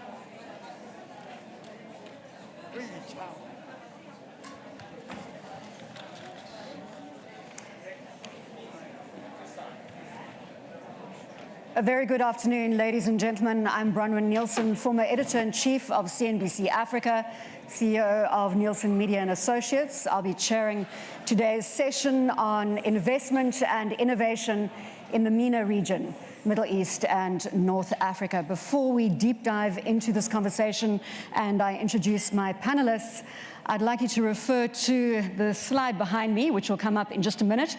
We're going to do the second survey of the day, and we're going to put up the key reasons to be hopeful when it comes to the MENA region. So that slide should come up in a moment. The key reasons to be hopeful when it comes to Middle East and North Africa. When that does come up, you can go into the app. There we have them. Go into Rome Med 2019 app and rank them, please, in order of the reasons to be most hopeful for the MENA region to the least hopeful elements. So what do you think will happen that will catalyze positivity in the MENA region? That would be the order of magnitude in which you need to rank them. When we come to the end of the session, we will look at the results of that survey and share them with you. As I said, we're going to deep dive now into driving investments and innovation in the MENA region. And joining me to my immediate left, we have His Excellency Mansour Al Mahmoud. He's CEO of the Qatar Investment Authority. We're joined by Pierre Heilbron. He's Vice President, Policy and Partnerships at the European Bank for Reconstruction and Development. We are also joined by Ulrich Verstergaard-Knudsen, Deputy Secretary General of the OECD. We have to his left, we are joined by President Prodi, former President, EU Commission, former UN Special Envoy for Africa. And we are joined by His Excellency Rashid Mohammed Rashid, who is currently chairman of the board of Valentino Company in Italy. The format that we're going to take is a short introduction from each of the gentlemen, setting out their perspectives in terms of their views of the current MENA region. And I want to share some stats with you, looking at the World Bank's latest report that was updated at the end of October 2019. Growth for the MENA region has been downgraded from the initial 1.5% projection for the entire MENA region for 2019 to now 0.6%. That's as a result of voluntary oil production cuts. It is a result of geopolitical tensions and also a beleaguered global growth environment. You have some outstanding growth stories within the MENA region. Djibouti projected to grow at 7% and Egypt at 5.5%. If you look at the GCC, aggregate growth for the GCC coming in at about 2%. Now the projections, although we're low on the 2019 projection at that aggregate 0.6%, the projection ramps up quite nicely for 2020 for the MENA region at 2.6%, and for 2021 at 2.9%. Again, those are the stats for the region. I just wanted to set a little context. Obviously, key to this discussion is regional trade across the region, which sits now at only 10%. And we're looking at extracting synergies and catalyzing that trade, and also in establishing key channels to the rest of the world from the MENA region. So how do we become a global catalyst from a MENA perspective? Your Excellency Al Mahmoud, I'm going to ask you to weigh in, sir, from a Qatar perspective. We will deal with politics in the second discussion. We've got the Deputy Prime Minister of Qatar joining us on stage. Right now, we're focusing on financial cohesion, on trade, on integration, where we are and what we need to do. Your Excellency. Thank you very much, Brownman. I'm honored to be part of this panel. As you know, the MENA region spread between 20 countries. You are talking about a region that connects 3 continents. The widely spoken languages, English and French, with a population of 350 million to 400 million. 50% of this population is youth and under 24 years old. So you are talking about a huge potential that we need to unlock. In order to unlock this, we need to really maximize the location of the region, invest in the human capital. How to invest in the human capital? I think the region needs to have a review in terms of the social reform and economic reform. Education is the main pillar for the population to unlock their potential. This is a main pillar for any growth. In Qatar, for example, education is a very important element. I'm proud to be from a government that are taking education very seriously. The biggest items in our national budget is education. And we are ranking in the MENA region as #1 in terms of the education system. So this is very important. And we are taking education even beyond our region. We have a program that is education above all. And this is given access to education to children who have no access to education. And proudly, we have reached around 10 million children have an access to an education that they have used not to have any access. So education is very important. In addition to this, I think government has to do a lot of reform economically to unlock a lot of potential. In Qatar, for example, we have upgraded a lot of processes and policies to make sure that we can attract international investors. Lately, we have created the Investment Promotion Agency, which mandate is to review all the processes and the procedure to make sure that we can attract investors. And now attracting an international investor is getting very competitive. All the region, including countries beyond the MENA region, are really targeting the same segment of an international investors. So you have to put something unique on the table to attract that particular investors. And the international investor is looking into an easy access to funding and easy access to procedure within the government to create companies, to employ a skilled labor, and this goes back to the education that we talked about. So education is very important. Investing in the human capital, reform the economic policy, and maximize our location of the region are the main pillar of really unlocking the potential of the region. Are you enthusiastic about potential regional integration? I think I think eventually we will reach that stage where all the government will realize that the only option to unlock the potential of the trade between countries is important. As you said, 10% of the region trade goes only to the member of the region, and this is very small. And if you see it from positive point of view, there is a huge potential, and government has to realize this. And will happen only if the government really change their mindset and reduce their political agenda and focus on the economic reform to make sure that the region will have a proper growth. So, Your Excellency, if I'm reading you correctly, key is the political integration, speaking with one voice for the region before we can hope for that economic integration. Absolutely. I think the agenda of the political issue and geopolitical issue in the region has hijacked the time and effort of the government. I think they have to move a little bit toward focusing and giving time and effort to the economic more than the political aspect.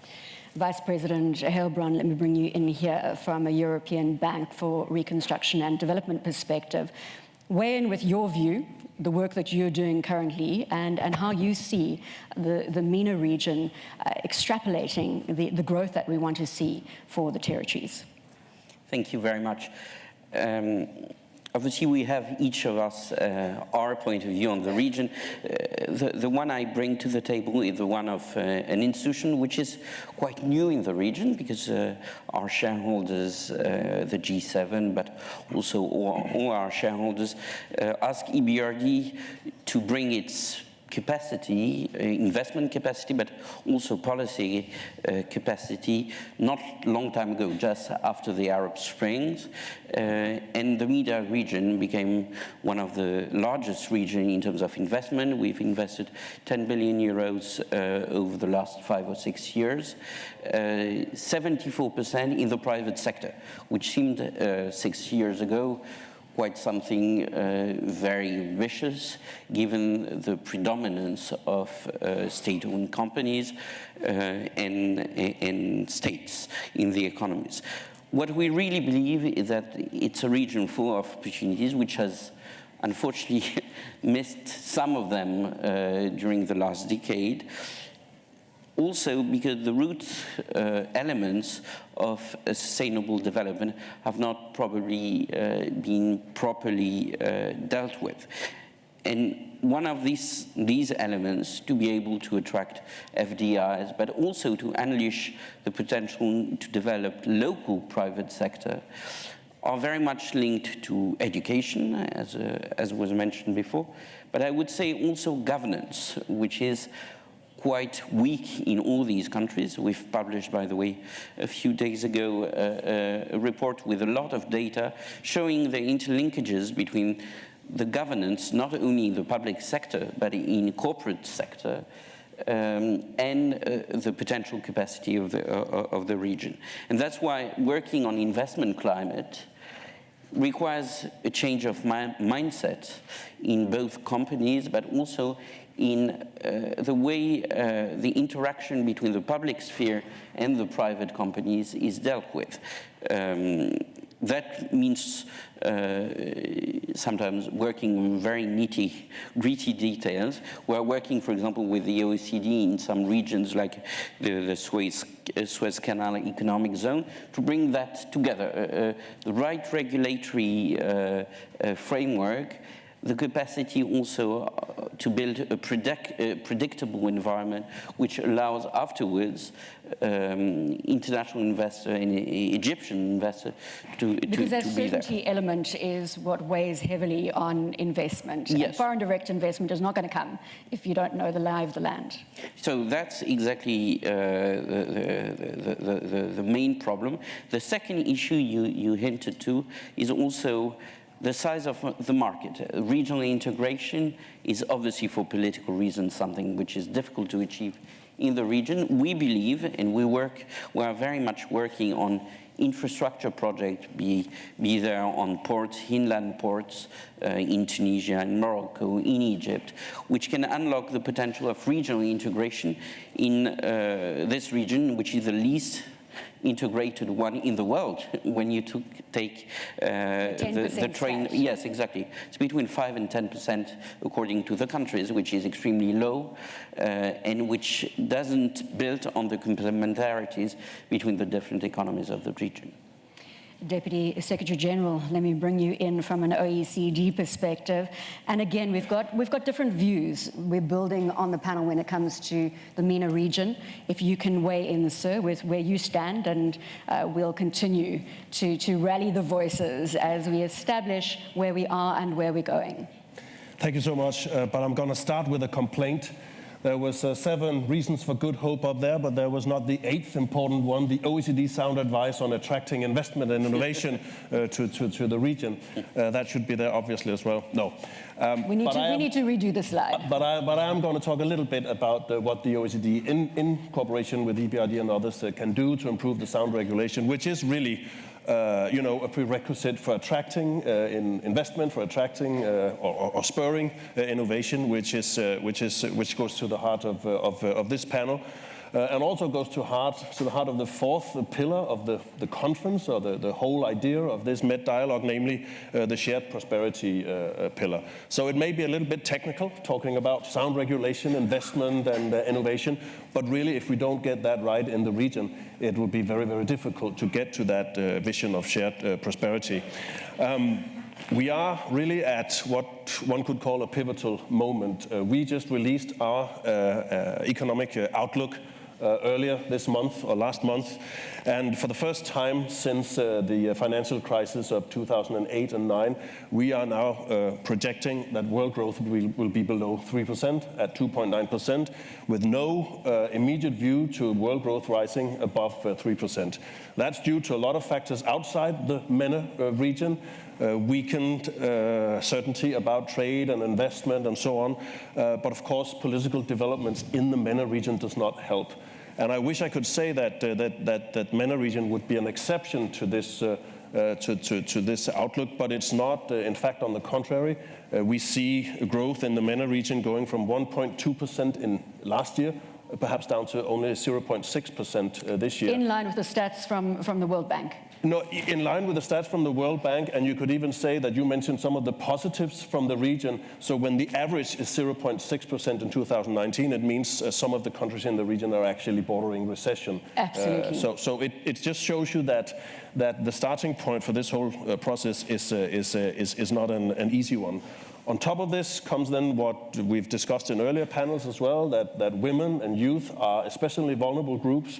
So if we don't get them along, it'll be even harder for the MENA region to catch up. I'm going to do a little bit of advertisement for the youth panel tomorrow morning, where we're going to present a new regional report on the situation of the young people in MENA, because I think it's so important. I won't tell you everything that's in there, but we're going to have a look at what happened to the expectations of the youth from the Arab Spring in terms of their trust in government, in terms of unemployment rates among the youth and so on. But that's I'll help you with your plug there, because His Excellency Mahmoud put on the table the stat that 46%, 50% of the population in MENA region is below the age of 24. Right. So spot on. Exactly.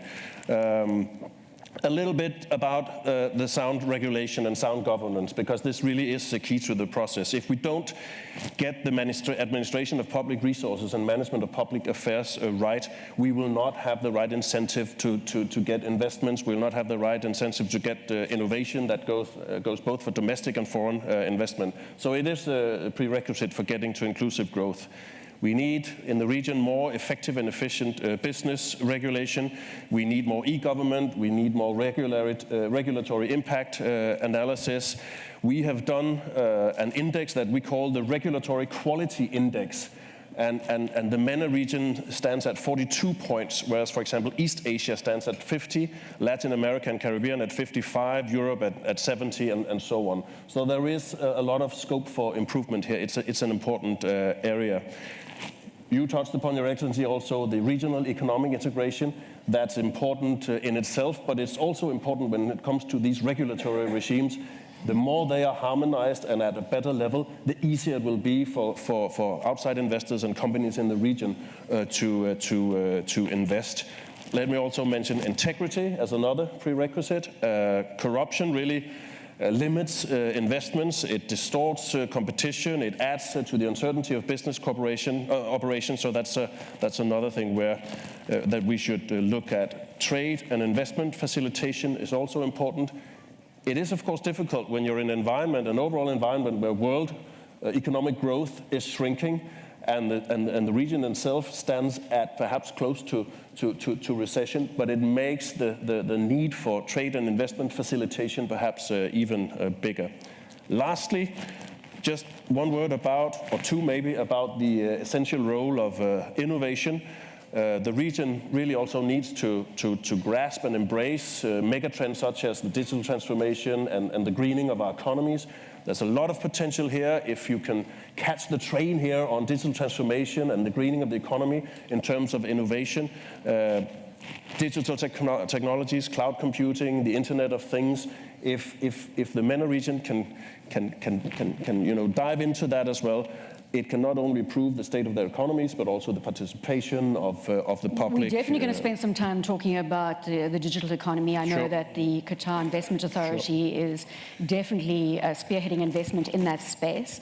So we'll come back to that. You wanted to make a final point. A final point, maybe, I think education, you mentioned that, Your Excellency. Education is, of course, extremely important if we are to realize the full potential of this fantastic talent pool that you have, with about 30% of the active population between 15 and 29. So that is paramount. So sound and innovative governance with that, many countries, with the help of the OECD as well, EBRD and others, could actually be taking decisive steps toward greater investments and innovation. President Prodi, if you can weigh in now with your view of where we are from a MENA perspective, and whether you see hope for the future. Look, I don't want to repeat all the data and the figures we received now, but there is a contradiction in the economic structure. You describe this as talented young people, a number of countries, so on and so on. But when you analyze the economic structure, you understand that 56% of exports are oil and gas, energy. So this is the contradiction between trying to find employment for young people and the economy. You know, economy is going in one side, oil, and people, you know, cannot find employment in this capital industry, you know, and when you see investments, they are in the most part directed where production is. And, you know, I don't want to get back to the figure of European investments that have been decreasing so much with the crisis and did not improve as expected after the crisis. But as a consequence of this structure, you have an incredible change of the, let's say, export pattern of the area. You know, the internal trade is as low as with, but is going to Asia. Exports are going to Asia. Of course, you can say it's natural, you know, but now export to Asia is 55% of all area, and in the beginning of the century, they were 40. So you have an incredible increase. Why? You follow mainly the, not only non-energy, but mainly energy export. So clearly, there are all the good reasons we listen now, you know, that you need regulation, you need, you know, but the real message is that because there was not a clear chain to create an internal market, you know, the flow of the economy is following energy and is going east. So, so we have to adopt all the process that you listen. But, you know, to do that, you need, I don't say a political authority, but at least a political coordination. And so we have to make an effort, maybe to create some sort of sub-regional cooperating groups, if we are able to consider MENA as an homogeneous area. But we have to start this process of integration, because, look, with the situation we have now, how can you have investment that need economics of scale? A culture of foreign trade that is low, an internal market that is low, difficulty in transport and so on and so on. So we have to move that at least creating some sort of suboptimal trade area in the MENA region. This is what I think, because I don't dream to have an immediate trade area or something similar, but just to give the message that the integration is that. This is what I think, because the economy, the trend of the economy is against manpower engaging. Let's pick up there, President Prodi, with His Excellency Rashid, in terms of maybe a step before this broader integration, as President Prodi is putting on the table, that you've got smaller integration, sub-integration, that potentially could happen. And here, sir, I want you to weigh in, obviously, with your experience from the public sector space in Egypt, and obviously now as chairman of Valentino, the private sector play as well. You've got both sides of the coin very well covered. Well, thank you very much. Of course, President Prodi have been extremely involved and added his wisdom to what we can do between North and South. What I would like to share with you is really the experience from inside of the kitchen, because we are talking about investment, we are talking about innovation, and we are talking about the challenge of how to expand that in the MENA region. Well, if you look at the reality on the ground, and of course, I know this is a moving target, but the challenge that we had when we were in the government, and I had the chance to be there for 5.5 years, and we looked relatively successful. We were growing at 6-7%. We increased FDI to almost 15 billion. But the reality that there was a lot of struggles, because, and that is not uncommon across the region. Most of the markets in the region are very distorted.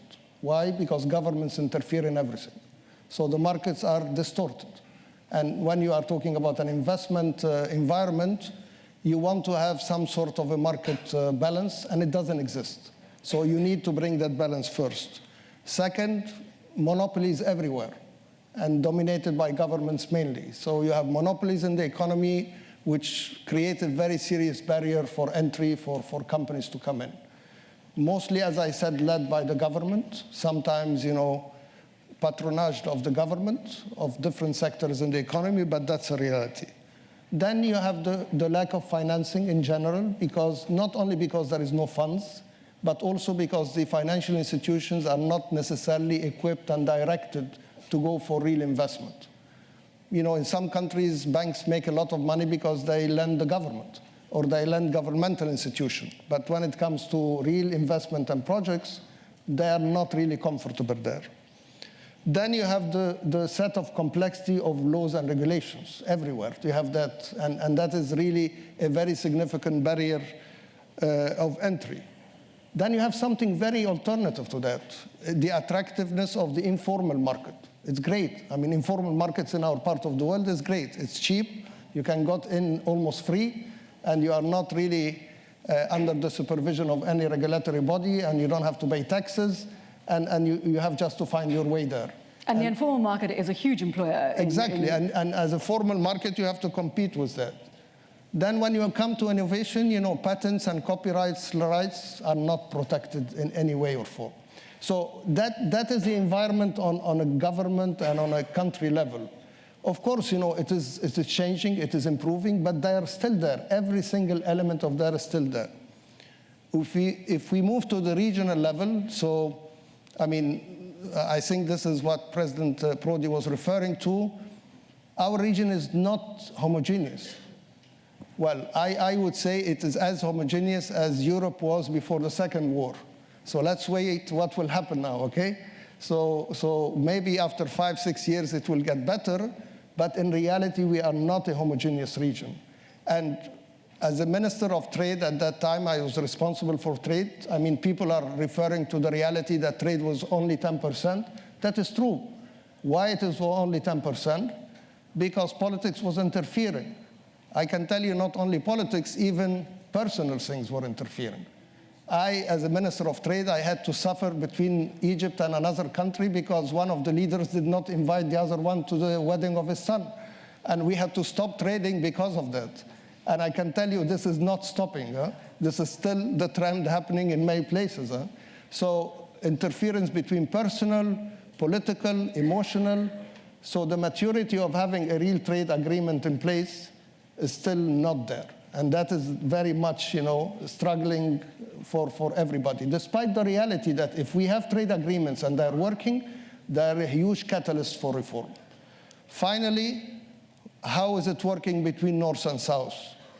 Well, of course, we have a lot of goodwill from the North. Of course, Egypt, the North African countries, the Gulf have always been benefiting from the goodwill of the North and the South. But I can tell you that that goodwill is not good enough. The implementation of that goodwill is not really happening at the level that we want. And I always say you have to be open in Europe. You have to be more open to accept the trades and ideas coming from the South. Because if you are not open to the trade and ideas coming from the South, you have to be ready to get the bodies. People will come. So you better open your markets for trade, open your markets for ideas, instead of just, having all the people coming here and then you are complaining. So that is not happening at the level that I think it is effective until this day. Ulrich, you want to come in? Yeah, I just want to support both the points you meant here, two of the points you meant here. One is that I talked about regulation and new regulation and sound regulation, but really it's also, as you said, about simplifying existing regulation to unlock investment. I think that's also an important point. And then the point you made about trade. The overall trade environment right now is characterized by a big crisis in the multilateral trading system. We haven't had a multilateral trade round finished since '94. That's 25 years on.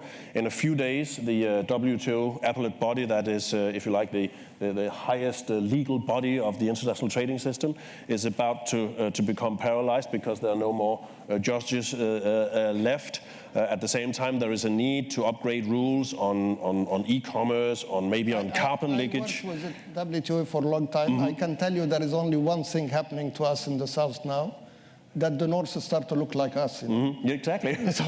So that emotional attitude in trade, and one individual deciding what to do in the morning, it's becoming very similar now to the situation we have here. But that then leads to the point that you cannot even rely on the multilateral trading system. You cannot fall back on that. So that maybe increases the need for regional trade agreements. That would make it even more necessary than if which is the point President Prodi was making. Yeah, but, exactly, that's your point.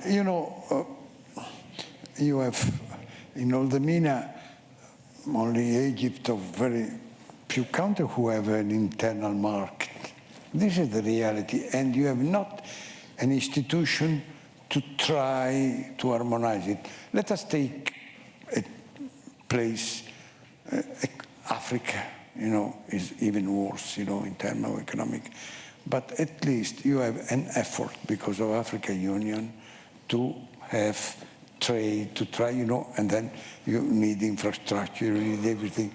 But you have an idea of, let's say, changing institutions, So this is why, if you cannot have in MENA, because it's so west, at least to find some sub-regional case. Otherwise, you can have, I repeat, you can invest in a country only where you have an internal market. Yeah, President Prodi, you mentioned the African Union, and the Continental Free Trade Agreement is on the horizon. We're sitting with a situation where 54 countries of 55 have signed the agreement. 28 have ratified. The only country that hasn't signed is Eritrea.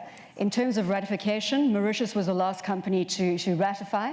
And we're sitting with trade expected to commence under the new regime on the 1st of July 2020. Now, the reality is that the African Union is working towards growing and catalyzing trade in Africa so that you have the biggest free trade area, if we get it right, the biggest free trade area in the world by 2050. It's an audacious project. By geography, yeah.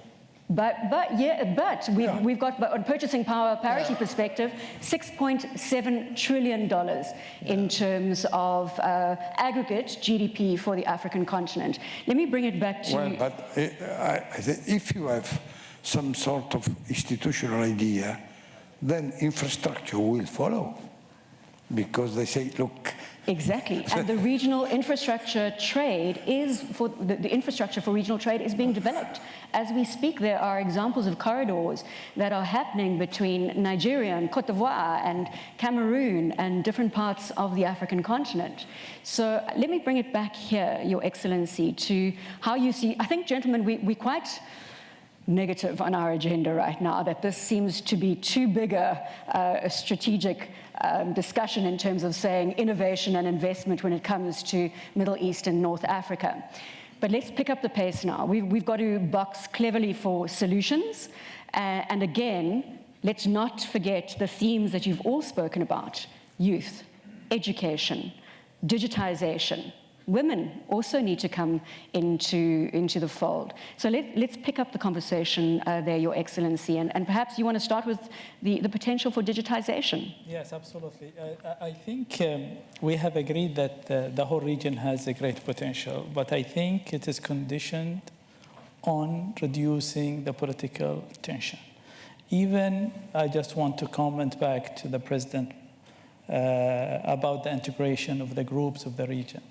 On the 70s, 6 countries in the region, which is the GCC or the Gulf region, has come into union to integrate a lot of aspects, including the trade. Then, until 2 years ago, the blockade issue that came to the surface, it's a political disagreement, it destroyed all the trading relationship that we have between. So you have the best example on the MENA region that was evolved until a small disagreement politically has destroyed whatever has been done for the last 20 years. This is an example how the political issue or the relationship would destroy a lot of potential in this region. So going back to just to be positive in the region and how we can do, I think innovation is very important, and it is part of the education. It goes back to education. Education is a pillar for that growth. And we have a youth segment of our population. If we empower them, I think they could bring a lot of potential to the region. I think empower them with the social aspect, with the education, with the platform of economic reform that the government has to lead and has to just apply whatever has been done in the international. This will unlock a lot of potential on the international on the MENA region. From our perspective as a QIA, we are taking technologies are very important, and we are investing internationally about it. As you know, technologies is impacting everything in even in the conventional businesses, even in real estate, even in equity market, and in financing as well. Fintech is getting, influencing every single sector in our investment. So we are taking this very seriously. From a local perspective, we are really working toward making sure that youth have an access of funding and have an access to investors who has a risk appetite, who has a long-term horizon in terms of investing on a new technology, on new technologies or concept. We are in discussion with the Development Bank, for example, to create a fund that the mandate of this fund is investing in the new technologies and make sure that whoever has the technologies in the market has an access to funding and the basic support to have an impact. As you know, technology is getting very important, even in the developed countries. It's taking, maybe 30% of the for example, U.S. market is a technology companies. Every country in the global is taking technology seriously. They are investing on that aspect to make sure that, and you have a population who are tech savvy and by default. They are using iPhone, very, very normal. Even if they are not educated, they are very, very tech savvy. So unless government taking this seriously, they will not capture the growth that they And perhaps also the other side of the coin, sorry to interject there and throw forward to Pierre, is that if government doesn't take digitization technology seriously, then that youth element and their ability to utilize technology becomes the Achilles heel of the MENA region. We go back to situations like the Arab Spring of 2011. Pierre? No, the open access to technology is obviously not only an economic challenge or an economic opportunity, but also a social one, I would say, as you mentioned. And obviously, I'm going back maybe to the question of integration, because obviously there are political hurdles to that. They were mentioned, obviously the lack of trade agreements, the fact that two, at least, of the countries, Libya and Algeria, are not members of the WTO.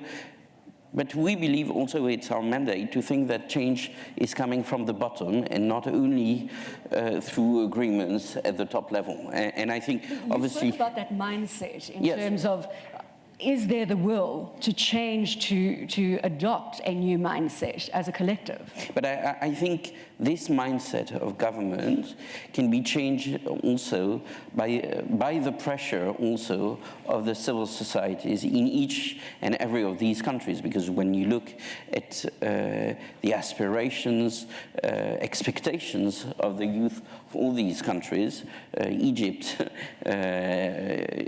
is one example where obviously the demographic trends, if you look at them in every year, bring to 2 million new people in the job market, who have expectation in terms of living standards, of access to this world society of information. And I think when we are underlying always challenges, there are also a lot of success stories in the field of technology, of leapfrogging. There are a lot of examples of also governments understanding at some point that it's very important to have the right set of rules which will open new markets. And one of the examples we mentioned before, which is, for example, the market of renewables, which has been exploding in all the countries. For example, in Egypt, where invested more than 1 billion euros last year in the largest park of solar park in Africa, is a good example of when you have the right set of rules, you can attract international investors who didn't know, by the way, the Egyptian market or the African market for most of them, but also creating thousands of jobs. The President Prodi made the point that the heavy reliance on oil and gas and the lack of diversification in the economies. Ulrich, I know you wanted to pick up on our train of thought, but I also want to talk about diversification and come back to President Prodi's point. Yeah, but because you mentioned when you opened this round about digital transformation, education, youth and women, and I think maybe to bring all those together in one, I think there's a word of warning here also on digital transformation, because the digital transformation has in common with globalization two features. One is that we certainly believe at the OECD that they are beneficial to the whole of society. The cake gets bigger, but they have another feature in common, that they're not automatically evenly spread. So I think it's also important for governments, be it in the MENA region or elsewhere, to be mindful that some of the inequalities, or at least perceived qualities that accompany the globalization, that we don't fall into the same trap when it comes to digital transformation. Our analysis clearly shows that digital transformation does not come readily to all. It depends. It's easier to embrace digital transformation if you live in a city than if you live in rural areas. It's easier for men than women. It's easier for the highly educated than the less educated. But it's also easier for the young than the old. So maybe here there is an extra reason for optimism, that if you could fuel the young, the vast young generations of the MENA region with the right types of digital transformation, if you could help them overcome digital divides, digital gaps, maybe there's an extra incentive here to do a dual effort on both digital and education. So it's actually a focus on education in the digital space, exactly, as a starting point. Yeah. Your Excellency. Yeah, I would like just you touch on technology, and I think we are all hungry for something as a good news to say, right? So let me just share with you the reality today that things are progressing despite the effort of governments, okay, to stop them. Because in reality, the technology have been able now to break a lot of frontiers and a lot of resistance. And I will give you a real example, because you spoke technology and women, and now I'm using my experience as in fashion and from Valentino. 2 companies in the region, 2 companies are $1 billion, established by women in the last 5 years. Women, one in Dubai, maybe some of the women know it here, it's called Huda Beauty, you know it? Okay. This is a company starting through Instagram, and today it's $1 billion company. And it have already been valued as $1 billion. Pure innovation, pure personal initiative, and it's working. Another one in Turkey called Trendyol. Trendyol is a lady that, you know, she's 36 years old, started this company 6 years ago. She sold it last year for $1 billion to Alibaba, okay? And both of them have had a fantastic success despite everything in the region, because they went actually above the frontiers by connecting to the consumers, connecting to the people. Both of them got funding from money coming from Europe and the United States, because this is one of the things we are missing in the region.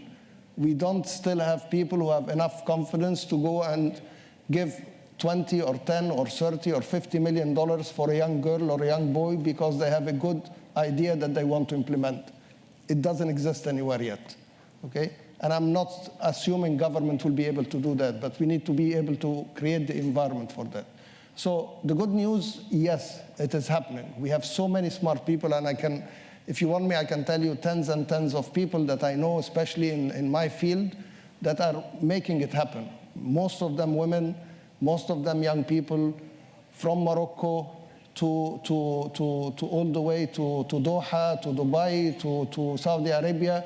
There are a lot of people trying very hard to break that mold now and get there. And I think technology is helping it. Well, I hope people start to get notice, because what they need desperately now is the complete ecosystem. They need the financing, they need the market's accessibility, and they need the supply chain. And the few of them who can be able to break that, they make a lot of success. President Prodi, I want to come back to you, and we spoke about political will. And this is something you know about. You've got the experience in the political game.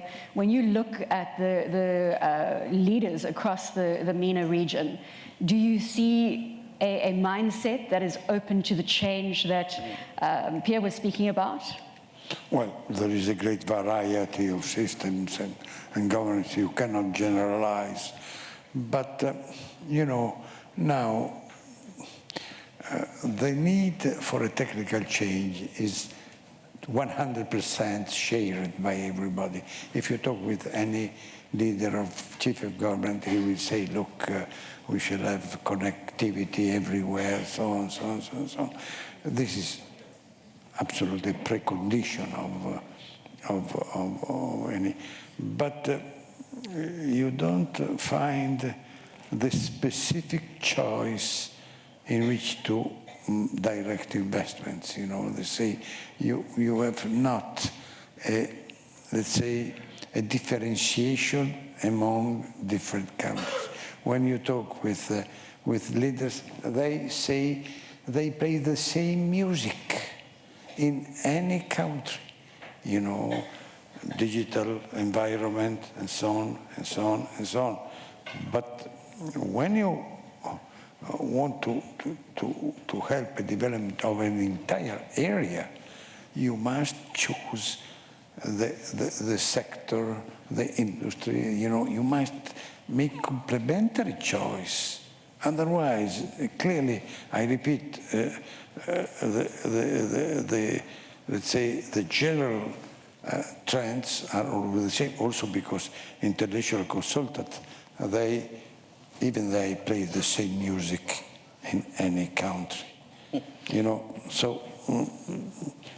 So let's choose digital, let's choose education as a starting point. And indispensable, you know, but given for granted, you know. But what I should try to understand is, look, in this strange change of the world, global trade is terribly in difficulty. You need regional trade. You know, we are withdrawing in our world idea. You know, 5 years ago, this roundtable should have been totally different. We export to United States, to Europe, to so on. In this moment, it's absolutely contradictory to say that. Well, what we do know is that we're living in an uncertain world across the spectrum. So, for example, how, let's say, you can, let's say, MENA countries extract the Chinese disinvestments in order to export to Europe or to have internal trade. There is a strategy for that. Clearly, in the situation we described, if because of this regional change, the Chinese must invest abroad in some area, they will choose Ethiopia or a country in which you have the idea of a big market. I think it's clear that capital flows where capital is welcome. I'm going to bring it now back to Your Excellency Al Mahmoud. Let's talk about the tangibles. Rashid put on the table 2 examples of businesses that were started in the tech environment by women on Instagram, youth, digital investment and education, QIA, Qatar Investment Authority. What are you doing in terms of tangible examples that we can rally on? First of all, this example has been successful because they are in the tech. They are beyond the barriers that a normal businesses would face in the normal sectors. So what's helped them is, you know, in the technology business, they are beyond. They work in the internet. It's a little bit. They release themselves of a lot of restriction that any normal businesses. From our aspect, His Excellency Mr. Rashid, he's right. I think in the region, the ecosystem for these technologies and new businesses do not exist. From our perspective as is QIA, we admitting the issue in our local economy. We are trying our best to really fulfilling any gaps that our economy is facing, and one of them is really having the support of the new businesses, especially which are based in technologies and innovation. So we are creating the fund. We are trying to help them with the government support to have an easy access in terms of normal support or research or a funding, and it is going on, but it will take time, it will take an effort, and I think for the whole region they need to really focus on this segment more importantly. So, Pierre, I want to now just look a little bit further and look at your mandate or how you look at the European Bank for Reconstruction and Development. How you're looking at MENA, and you must be setting some targets, or, I mean, this negotiation, you're involved. What is it that you're wanting to achieve? How can you weigh in and change, whether it's policy, whether it's changing people's mindsets? What is the end goal for you as the EBRD? Our angle is obviously building all this together, which means making the linkages between the investment capacity we have with transformational changes in the economies, which will open new opportunities for private sector opportunities. So I think, as it was mentioned, the question is not only about money flowing to the countries, because there is money coming from very different places in the world. President Prodi said about the changing geopolitical context. The Chinese 10 years ago were probably very absent country to now. In Morocco, in Egypt, in all these countries, we see mega investments, but which are not always coming with what is sustainable in terms of economic development of these countries, which imply technology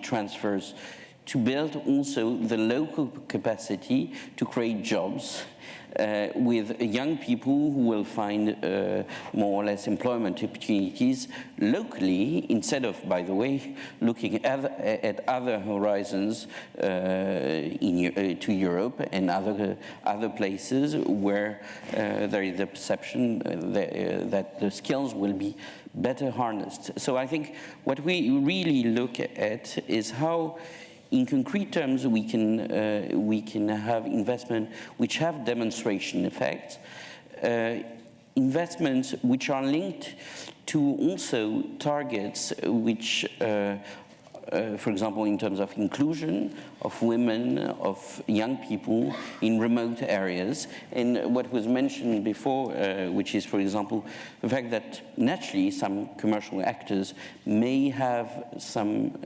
risk aversion, for example, for women entrepreneurs creating their business in Jordan, coming from Syria. At least what is our experience is by taking some risk, additional risk, you have additional returns. And probably women entrepreneurs in the countries we are working in are generally very safe and very successful entrepreneurs, and by the way, can bring macroeconomic benefit in terms of long-term development by mobilizing a workforce which is unfortunately in many places untapped. So I think it's really this holistic approach which is very important, not being only thinking about short-term investment opportunities, but working with governments, with municipalities, with companies. What about that gateway between MENA and Europe? I mean, are we going to see that solidifying? I think, obviously, it requires first a set of relationship which should evolve in terms of trade, in terms of legal requirements to have access for goods to circulate in policy Europe. Certainty in other words. Obviously, policy certainty in the countries. But I think what we try to do is also bringing European investors in the countries, like I mentioned this example in energy efficiency and renewable energy. Space. Yeah. That is really transformational, and you have a lot of Italian, German, French companies which were out of this market and discovered the potential thanks to that. So I think that's full of hope. Your Excellency? I would like to add to his comments. The MENA region, the research shows that it needs to add 5 million jobs every year. This will not come from conventional businesses. It will come from technologies, renewable, a new segment of sectors that the MENA region needs. So I just want to add this statistic to his comment. So it is very important that the MENA region and government and businesses think beyond the conventional businesses, think in the climate change, renewables, adding, attracting European companies, for example, or international, who has the know-how to invest in the MENA region to create these jobs. Deputy Secretary General, yes, President Prodi. Sorry, I'm coming back to you. You want to make a point, sir? There is some sort of, let's say, common spirit here, but also a different accent. From Qatar, it's clear that you insist on innovation system, because you have a small country with a very high level of income, a very top education system.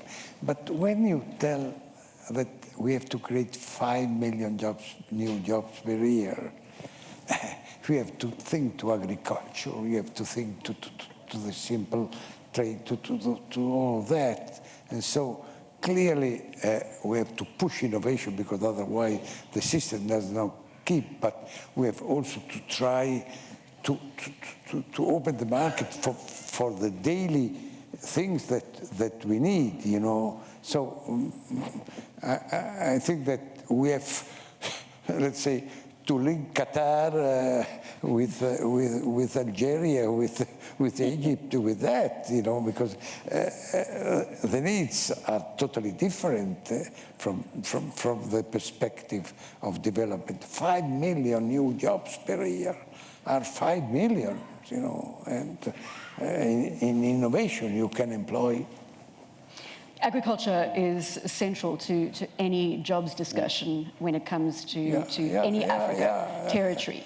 So, I mean, innovation and digitization can also be applied to agriculture, but this is a very challenging arena. I'm a farmer's daughter, and changing from subsistence farming, which we see across the African continent, which employs the majority of the population, to commercial farming is a tall ask. We have it, President Prodi, you're absolutely right. This is a discussion that we have, whether it's at the World Economic Forum in Davos, whether it's the World Economic Forum in Africa. So we need to address agriculture as one of the key players. And maybe from the OECD perspective, you can come in and tell us what the projections are when it comes to commercialization of agriculture. I'm the son of a farmer, so that makes me a little bit more detached from the sector. So I'm not sure. I to be honest, I want to give advice. So let's stay away from the stats. I mean, it's unrealistic to think that you would have the stat, but it's obviously something that is largely part of a discussion point when you look at job creation, of course. Even in the MENA region. Of course it is, and when it comes to governance and competitiveness, I think what holds true for other sectors also holds true for agriculture. We've been trying to help the region for 15 years on all of this. I don't feel I have the expertise to say anything specifically about the agricultural sector, but we offer help to MENA countries in all sectors. We do country programs, but they're tailor-made to each country. It's not a question of us coming to tell them what is the right stuff, but we can offer what we've seen as best practices among the OECD membership or among other countries outside the OECD. We can see these are the best practices. This is how we can help you, and we have country programs also. So you will definitely have departments that are focused in the value chain, the supply chain when it comes to agriculture. And Your Excellency Rashid, let me take you from fashion back to your time as Minister of Trade and Industry in Egypt. Talk to me about your views in terms of this theme of agriculture that President Prodi has put on the stage. Well, the reality is there is not one solution for the problem. 5 million jobs to be created every year, well, that's a challenge, but at the same time, you have to improve your productivity, right? So when we touch on agriculture, as from your personal expertise, when you go into commercialization, you will lose jobs, correct? So commercialization and increase of productivity of agriculture will mean that you will lose jobs in agriculture. And people who are in the farming, they will be out of job. That is the reality. So this comes to the whole technology, automation, but digitization. That's fine because there is, as I said, there is not one bullet that will solve the whole situation. You need to continue to improve productivity, even if you lose jobs in certain areas. Because at the end of the day, that increased productivity will allow you to increase investment and to increase jobs in a much more productive way. So you have to let the market dynamics take its place. And that is the challenge that we have in the region, because sometimes the politics do not understand that. So the politics and the way that things are governed, sometimes they are holding back the improvement on the productivity side. So, as I said, there is no one bullet that can solve the problem. The reality of the matter today that we have on the political side, you know, like some people say, we are optimistic because it cannot get worse. Everything is so bad that, you know, we cannot assume things will get worse. And that's the optimistic view, right? But while things are terribly in the region, because we know how it looks, you know, whether it is in the challenge in the Gulf or the problem in Syria or the problem in the stability of countries like in Sudan, the challenges in Algeria, we can go across the whole region, right? While we are facing that situation, we need to ensure that things are still happening. And the positive thing, people are not waiting. People are not going to wait until they die because things are not happening. So there is a pressure, and they're using all the tools that they could get. The way that we can help them, especially from the north, improve trade relationship, open up trade relationship, because it opens channels. As President Prodi said, some of these markets are very small. People cannot even produce for them. Agriculture can be fantastic if we start having infrastructure to export to Europe. That will create an amazing opportunity to grow, because once you do that, labor starts to come into the equation again. It comes back to, President Prodi, I'll come to you in a minute, that stat, if we look at the MENA region, 484 million people basically populate the region, and it comes to size matters. If you integrate, you've got a viable trade bloc there. President Prodi, you wanted to make a statement? Yeah, when I tried to prepare myself to this discussion, I was thinking, what can be specifically with this area? And I think we have to prepare a great project for the reconstruction of all the area destroyed by the wars. Because if we prepare this, we speed up the process. I asked today, to Iraqi ambassador, so you did the reconstruction, did it start or not? And then the reaction of people in which I asked that, it was absolutely different, but the idea I received that all that is abandoned, so starting from let's say Qatar or Kuwait of the Gulf, to have the idea of let's say organizing the reconstruction of the infrastructure of houses, of the cities, of the communities, refugees, resettlement, that is the real pain of all the country from Lebanon to. I think that this is a message that will speed up not only growth, but manpower, because to reconstruct your country, you need a lot of manpower of all the types, This, I was thinking, could be a proposal specific for MENA areas, starting from what you told about the tragic situation politically, and you have that, this is what I mean. Vice President Helbrun, you want to come in? Maybe just to add on that, because I think it's a very important point, how we can support the acceleration of change, more or less not to waste time, because it's also a race where, in fact, there is a lot of tools, of technological tools, but also financial ones,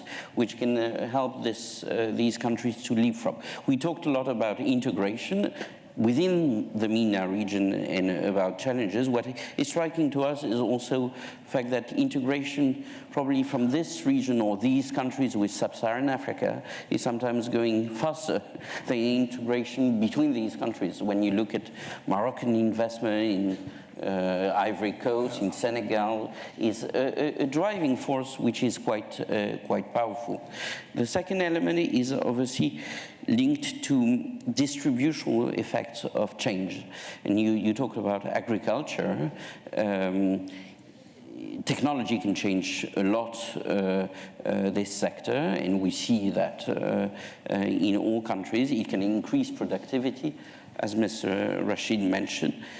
But afterwards, there is one word applicable to climate change, which is just transition, which has to be translated in, obviously, concrete actions, because it means that people who will lose also jobs, because productivity will increase, because the sector will change, have to find also new opportunities. Which is the point that His Excellency Rashid was making. Yes, and that points also to education, skills mismatch, which is fundamentally a challenge. If you don't manage that, you are just destructing jobs without creating new opportunities. So I think also as a public institution, a developing institution, having concrete tools, working with donors. Obviously the European Union is a huge donor to us, but also we are working with other donors, and being able to both attract private investment, but also on concessional capacity, build vocational training, build the capacity to deal with the skills mismatch is very important to have economic inclusion. We're going to go to closing comments. President Prodi, you want to make a statement there? I ask you, why not trying to put together all these big financial bodies, international or national, to prepare some sort of scheme for reconstruction? You know, that you prepare the financial aspect, the technological aspect, you know, because you give a political message also, and you speed up. I am convinced that you speed up, you know. The idea that even if Syria is still in turmoil, Iraq, you know, there are European and non-European bodies who stick together and say, look, let us prepare a scheme for action for reconstruction. You know, this is yes, my we're going to pick up on that, and then I'm going to go to His Excellency Rashid on starting with closing comments. We'll move down the panel from that side. But maybe one word, yes, because what President Prodi mentioned is, I think, something which is very dear to our heart, and I think it's the main challenge, because you have plenty of institutions which try to also have maybe new projects. Too many institutions? Yes, too many. Maybe too many. But I think one plan for reconstruction, yes, one plan. And I think they don't have the incentive to work together. I think what we've tried to do in Tunisia in the last 2 years, which is bringing... We've just had a bilateral today to improve our cooperation, so we see eye to eye on it. No, but, well, I like this. This is like a boardroom discussion. Everything's coming together towards the end of our panel. But Tunisia is a good example where there has been an exercise between all the international institutions trying to find a reform matrix and go together to see and to have the discussion with the Prime Minister, with the President, with the civil society, with businessmen, and agreeing on a platform which is common to us, and afterwards putting our own contribution to the different parts of this plan, if you want, bringing private sector in. And I think that's the main challenge. If we could develop that in the future years, obviously streamlining the development architecture, I think, is a very important element, but also cooperating better between institutions. Well, I like the energy as we're building to concluding comments, Your Excellency Rashid. Well, going back to the overall theme, obviously, we were tasked with driving investment and innovation in the MENA region. Listen, from what we said, of course, I have to start by saying, let's be optimistic. Let's assume things will not get worse politically. But I would like to highlight one point, that, you know, the potential of investment, the potential of innovation in the region is huge. And I believe that I have a tremendous confidence in the use of this region. I've seen young people across the region, and they are amazing. I've seen many of the young people actually in Europe, even in the company I operate here. There are so many extremely creative. I do not underestimate their capabilities. And I do not underestimate the capability of the young people of the region, that they can make the exploitation of potential that we have been failing to do. So I am definitely betting on the young people of the region to make the difference now. President Prodi, concluding comments from you, sir. Well, you know, my comment is, let us act together, you know, because I do think that the urgent need in this moment is we help the resurrection of the area, you know, and then all what we listened is very, very useful, but must be something targeted to the area. Deputy Secretary General. I started my intervention today jokingly complaining about the lack of hope on that screen up there. So if I can then perhaps on a much more serious note, praise the very first app list that was up there this morning, where there was a sort of a vote on what were the biggest political or the biggest challenges to the region. And in a region that's marred by conflict and tension and migration and terrorism and so on, I was really heartened by the fact that climate change was also up there. I think if we'd had this conference 5 years ago, we would not have had climate change up there in a region that has so many other immediate problems. So I think the fact that this is also now on the agenda in this region gives me a little bit of hope, both when it comes to the climate cause and when it comes to this particular cause that we've been discussing today. And I think there is a little bit of a link here also, because there's also, in terms of innovation, I think greening the economies can be also a potential for interesting innovation in the MENA region.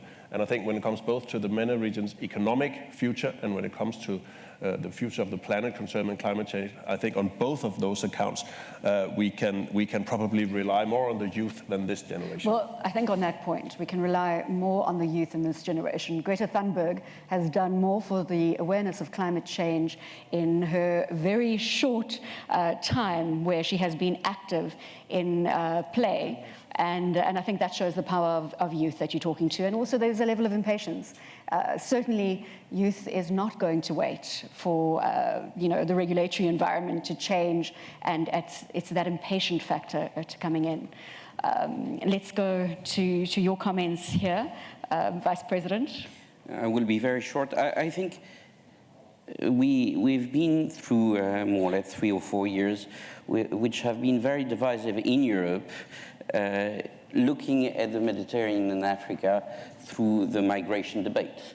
And the title of the forum is about creating a positive narrative, not only for the youth of the countries, but also bringing something positive in terms of relation and partnership between Europe and all the countries in the south, on the southern shore of the Mediterranean.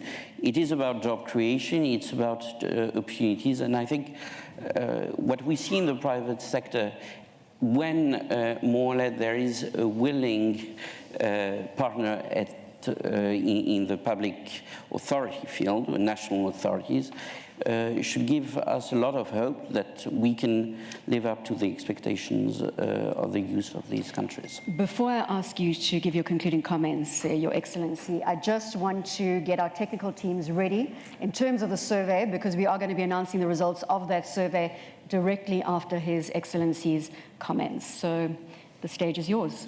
I agree with my colleagues on this. I think the government has a responsibility to invest in a human capital, do an economic reform, reduce the political agenda. And I think we will have a potential growth in this region. Ladies and gentlemen, a round of applause for our esteemed panelists this afternoon. Thank you very much.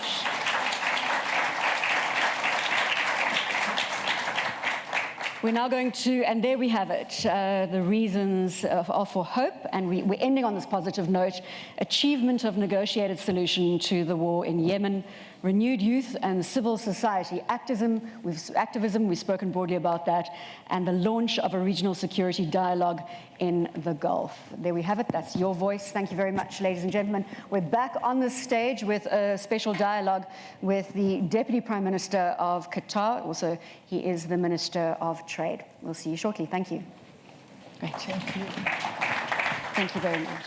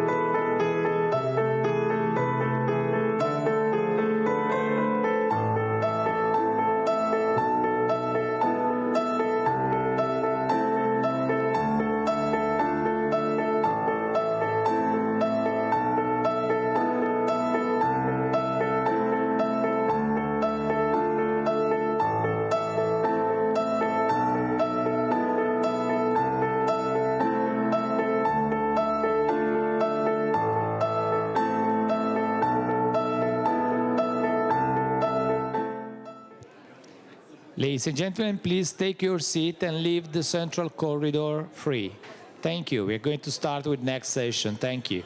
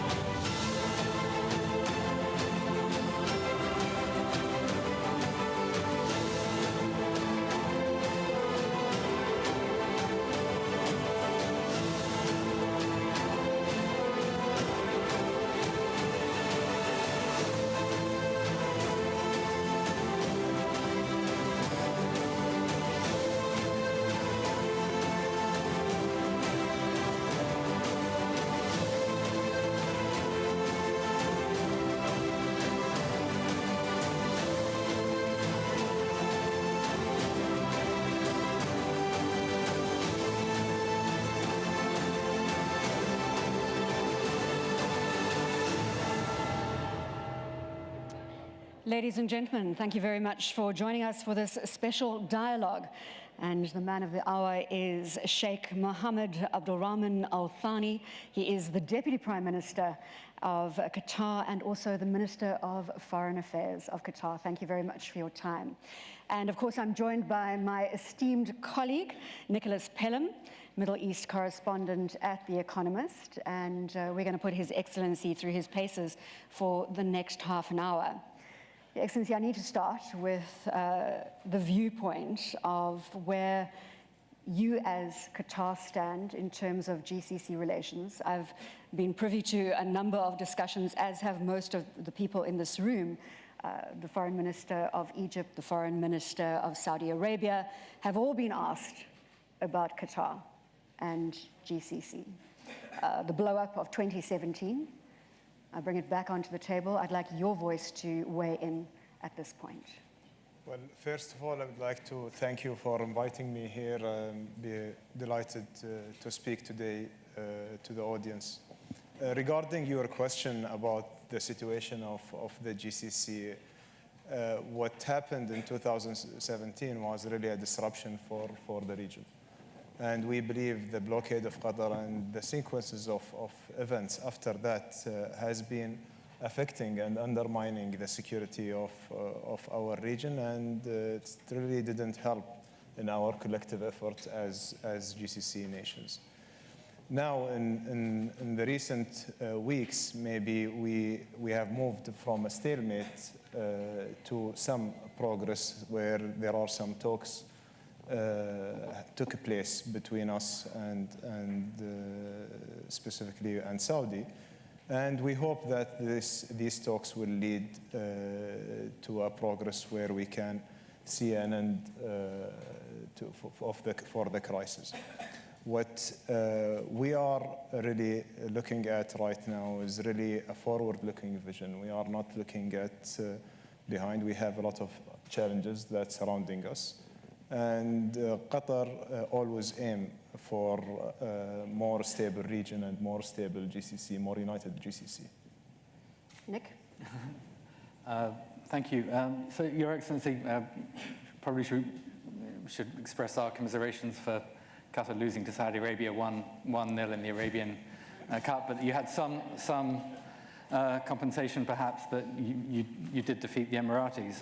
What does that tell us about the state of kind of relations specifically with Saudi Arabia and the Emirates at the moment? What have you managed to do really to stitch back the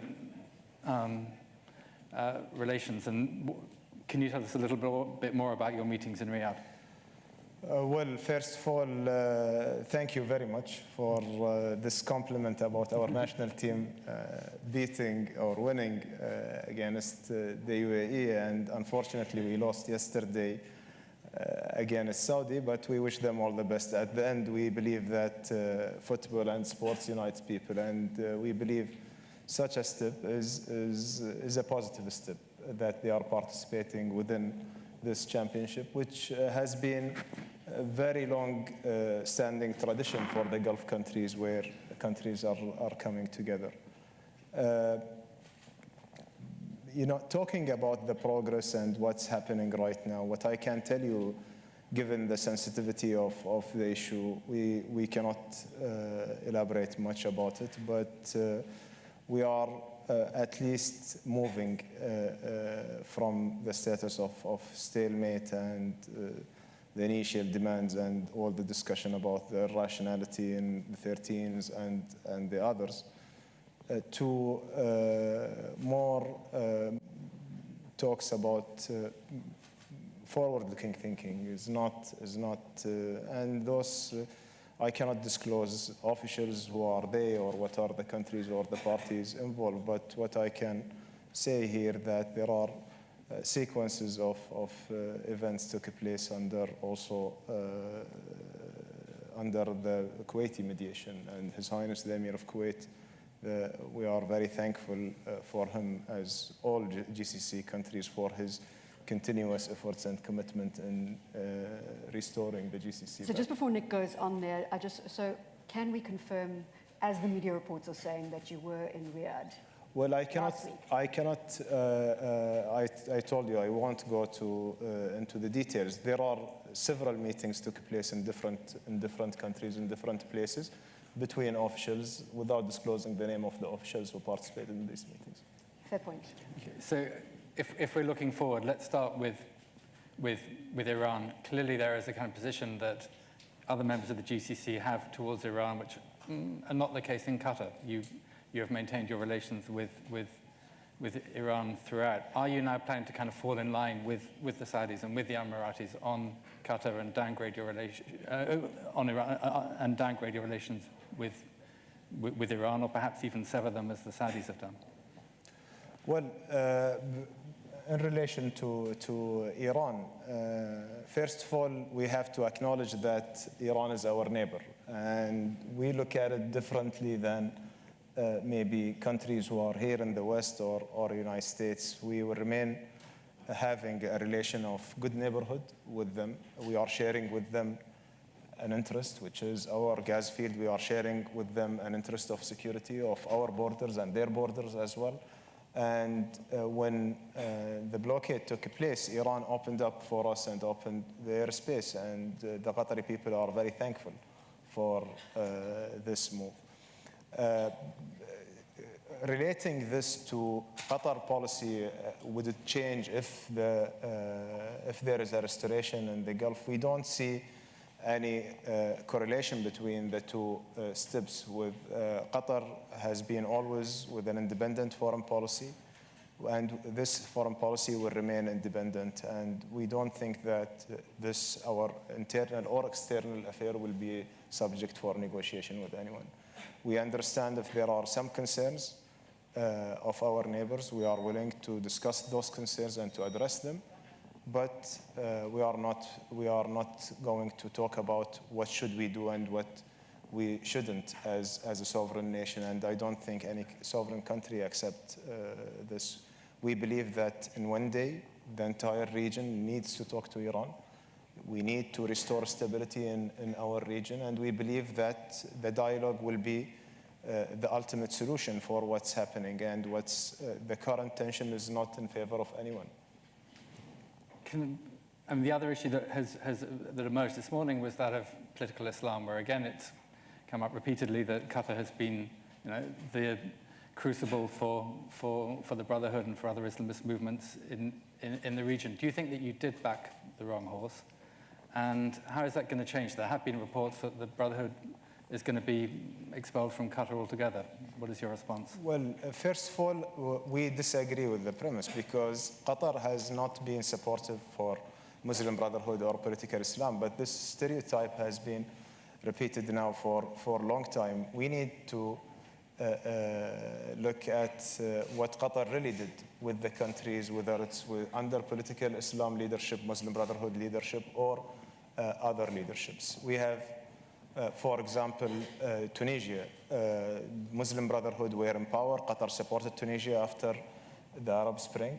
Muslim Brotherhood left power. Qatar doubled their support to Tunisia after that, and we continue this support because our support goes to the people, not to the political party. At the end of the day, Qatar is a state, not a political party. We will remain supporting countries that are important to us, the people of those countries. We are going to support them. In Egypt is the same case. Our support went to Egypt when the military council was in power. It continued after they elected their president, which was fair and transparent election. We continued our support after what happened and after the overthrow of Morsi, and we didn't stop this. So tying Qatar with a single party or with Muslim Brotherhood or with single ideology, it's proven that it's a wrong accusation, and we will continue carrying our policy in support for the people, despite their leadership and whom they are electing for their leadership. So Bronwyn, forgive me, but just one follow-up. It has been reported that the Muslim Brotherhood will no longer have a formal presence in Doha. Is that the case? Muslim Brotherhood, they don't have a formal presence in Doha, and they never had a formal presence in Doha. And will you be pushing them out? Well, what has been reported, what I can tell you, what has been reported that we agree on something and we disagreed on another thing. It's totally wrong. We are still in discussion, and as I told you, the elements of the discussion will remain discreet. I want to chat more broadly about foreign policy and your relationship with the West. And this may be a little cheeky, but there is a perception that the wealth factor will draw you many friends from the West. Are you being courted left, right, and center, Your Excellency? Well, definitely Qatar considered one of the wealthy nations. We are blessed with natural resources, which we are using for the prosperity of the country and for our people and for the good of humanity. We are very proud with our partnership with Europe, with other countries as well. We are doing an excellent investments, whether it's here in Italy or across Europe or in North America, Asia, Africa. And we have seen that this investment is helping and serving our national agenda to diversify our economy away from the hydrocarbon. Of course, there might be, with some people, some misperception that it can be only Qatar as deep pocket, but once they start deal with Qatar, they know how professional our people are and how sophisticated is the process for us to select our investments. And these decisions has been taken on purely commercial basis, and none of them is politically motivated. Any comment on relations potentially with France and their investments into North Africa? We have a lot of investments in France, and we are also in partnership with some of the French companies in different countries, for example, in Africa. And we are looking forward to expand this partnership with France and with other countries as well, to serve and to learn from their experience in the regions where they have, whether it's in Asia, in Latin America, or in Africa. China, can we bring China into the fray? Nick, before you continue on your vein, give me a sense of how close you are with the Chinese. There are many reports out there that this is a relationship that you are nurturing.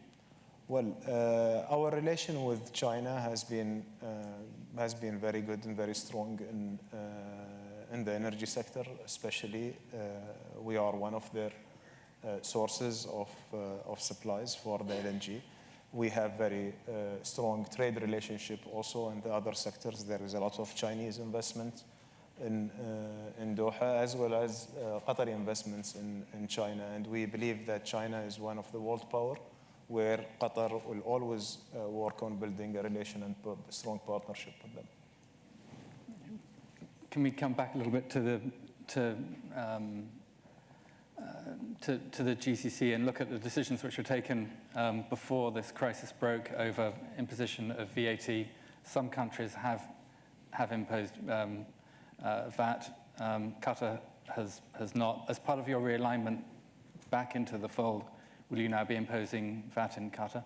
Well, the VAT is really a national-driven decision. It has been taken consideration, the GCC factors, but we have decided as a government to look at it gradually, and we are starting with some selective items. So there is a selective VAT applied on materials which are affecting the health, for example. So this is a step, and we are continuing our study based on our economic needs. So again, looking at the internal economy and sort of, if you look at your own foreign workers, when Gulf nationals come to the West, they expect to have certain rights. They expect to have residency rights. They expect to, at some point, be able to apply after one generation or two, or maybe less, for citizenship. That's not a right that you accord your own foreign nationals in Qatar. Can you see a point where foreign nationals will be able to apply for a green card or for citizenship? Well, it depends. Each country has different laws and has different constitution. Our constitution in Qatar and the laws in Qatar is prohibiting dual citizenship for the Qatari people. We have our special characteristic, which we are happy with, and we would love to preserve. There are others who, though, I mean, if you were to have governments in the West that said under no circumstances can foreigners have equal rights to nationals, can they never gain citizenship? Others would turn around and call that deeply racist. Well, we didn't call it racist. It's a sovereign decision. Whether if the Europeans, they are basing their decisions based on their internal needs and assessment, we have to respect this, and they have to respect our decisions as well. Can I go good cop now? Yeah. Right. Just earlier, I was chatting to the CEO of the Qatar Investment Authority, His Excellency Al Mahmoud, and we were chatting about LNG and the diversification within your broader economy. You talked to me about the drivers of the economy and this focus on LNG, liquid natural gas. Well, Qatar is one of the world leaders in the LNG supplies, and we have seen this progress, which started almost more than 20 years ago. Qatar now is supplying 25% of the LNG requirement in the world. And we are very proud of this progress, and we are going to continue that. But in order to have a sustainable growth and sustainable development for our country, we have to diversify away from the LNG, and we have worked as part of our Qatar National Vision 2030, which was launched in 2008 to diversify our economy, where we were at a position of the hydrocarbon contribution to the GDP was above 80%, and we reached last year almost at 50% of hydrocarbon and 50% from different sectors. And our ultimate objective is really to dilute the contribution of the hydrocarbon more. And even with the expansion and the progress that Qatar is going to have in the next few years in the LNG production, this shouldn't affect our growth from be driven by other sectors. We are focusing on our investments, on our international investments, focusing on attracting foreign investments in Qatar, focusing on developing and encouraging the private sector to nurture in Qatar and providing them with the right environment. There are a lot of government initiatives which took place in the past few years, and the whole government is focused to drive the economy away from the hydrocarbon, which will remain a very important factor in our growth. Nick, you want to go to Al Jazeera? Yeah, I mean, I'm sure many of us, if not all of us, watch it. It's a remarkable channel. It's very good at exposing dissent across the Middle East. It's much less good at exposing views, dissent in Qatar. And I just wondered, given the focus that you provide a platform for exposing problems in other countries, but when it comes to how you manage Qatar itself, academic freedoms are a question, opinions can be, dissent is not encouraged. At what point do you think Al Jazeera and sort of Qatar generally can provide a greater kind of spotlight on internal dissent? And at what point are you going to start moving towards the electoral program that you welcome in other countries?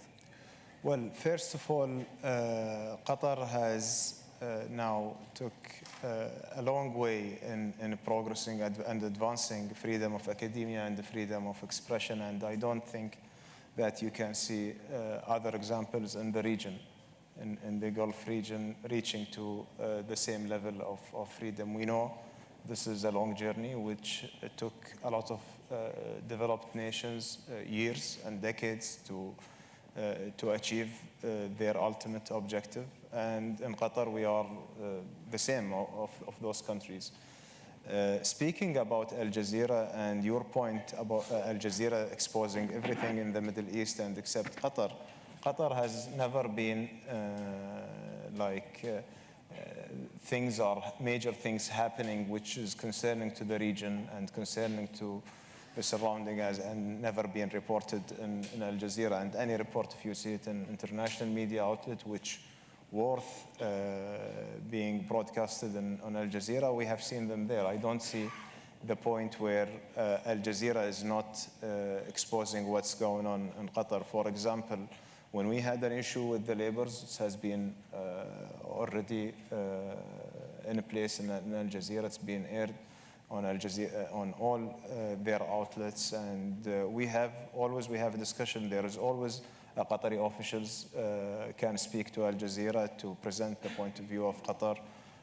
If there are any controversial steps that I take as a foreign minister of Qatar, it has been reported over there in Al Jazeera. We know what our aim when we established Al Jazeera is to establish a pan-Arab news network that can report the truth and what's happening in the region. And we will be in the first row in reporting this truth about ourselves. And trust me, we have enough courage to put ourselves forward, and we never closed our door to criticism. And this is not applied only to Al Jazeera, it's to anyone. I mean, we have a standing invitation for all the rapporteurs of the United Nations. They can come in Doha, they can see what's going on there, they can criticize us from Doha. So civil society organizations, they come here, they launch their reports from Doha with press conferences, and no one has stopped them from doing so. And this has been acknowledged by all these organizations. So I think that putting Qatar in the same corner as the others, where we are trying to shut anything against us, is an unfair statement for Qatar. What has been achieved in Qatar, I think it's a precedent and a role model in our region, and it needs more encouragement and support to progress more. Your Excellency, you're seeing protests across the region, and I suppose we want to get a sense of how resilient the GCC environment is from those widespread protests. Well, I think watching what's happening now in the region, it's really a continuation of a process which started in 2011 when the Arab Spring took place. What we are seeing right now happening, and the people protesting, I'm sure they have legitimate demands that needed to be addressed, and Qatar will remain supportive for the will of the people, and will continue also offer its advice, the right advice for the governments in order to make sure that anything happen to address these needs to happen in a way ensuring the stability of the countries and not using any means or methods that lead to a chaos, which we don't want to see, and we never wanted to see even during the Arab Spring. How resilient is the GCC? We believe the GCC has its own nature, which is different than the other countries where the protests are happening. It's the economic situation over there for the people. It's vary from a country to another, but also the relationship between the leadership and the people, the way it's handled, at least in Qatar, what I can see and what I'm allowed to speak about, is something very unique. I mean, people has access to the leader. There is a demonstration of the willingness of the leadership to change and to lead change for the interest of our people. So, from my point of view, in Qatar, I see it something far from happening, God forbid. And I think that also other GCC countries, they have their own means to continue addressing the demands and the desires of their people. There is one part of your question, sorry, I missed it, about the election, which just came to me. His Highness has announced that last year that the next council will be the elected council. And this year, in the opening of Shura Council, he announced the establishment of the preparation committee, which is now started the work to review all the required legislation for the election. And hopefully, in the next couple of years, the election will take place as soon as all the legal work is done. So can you paint a picture of, I mean, what does Qatar look like in 5 years' time, 10 years' time? Are we going to see a sort of constitutional monarchy? Are we going to see, what does it look like in terms of its foreign policy? And it was, if you look back to 2011, when it was very gung-ho. It was supporting Thawar, the rebels in Libya. It was supporting rebels in Syria. It had a very proactive foreign policy. How does Qatar look in a decade's time? Well, what we are aiming for to see people participation in the decision making, which is going to happen through the Shura Council. Our foreign policy is really based on principles that written in our constitution, and principles which Qatar has stuck to for decades. It's not something new. We will continue supporting the will of the people. We are going to continue support the people in our region and the governments which are answering to these demands of the people. And we are extending our aid and development aid and participation with those countries' development to more than 100 countries. And it's really not identified by race or by ethnicity or by religion. It's identified by the humanity. Wherever we see a need and we can go there and help and fulfill, we will never hesitate. In terms of economy, we hope to see continued prosperity in our country, less depending on hydrocarbon, more open investment environment to attract the foreign investments. Your Excellency, just because we are running out of time, and to your conclusion there, I want to bring in, we spent an hour and a half talking about the intra-regional trade. sitting at around 5 to 10%, somewhere there for the MENA region. And as we're coming to this final play, do you think we're going to see 10 years out that this intra-regional trade across the MENA is firing on all cylinders, so to speak?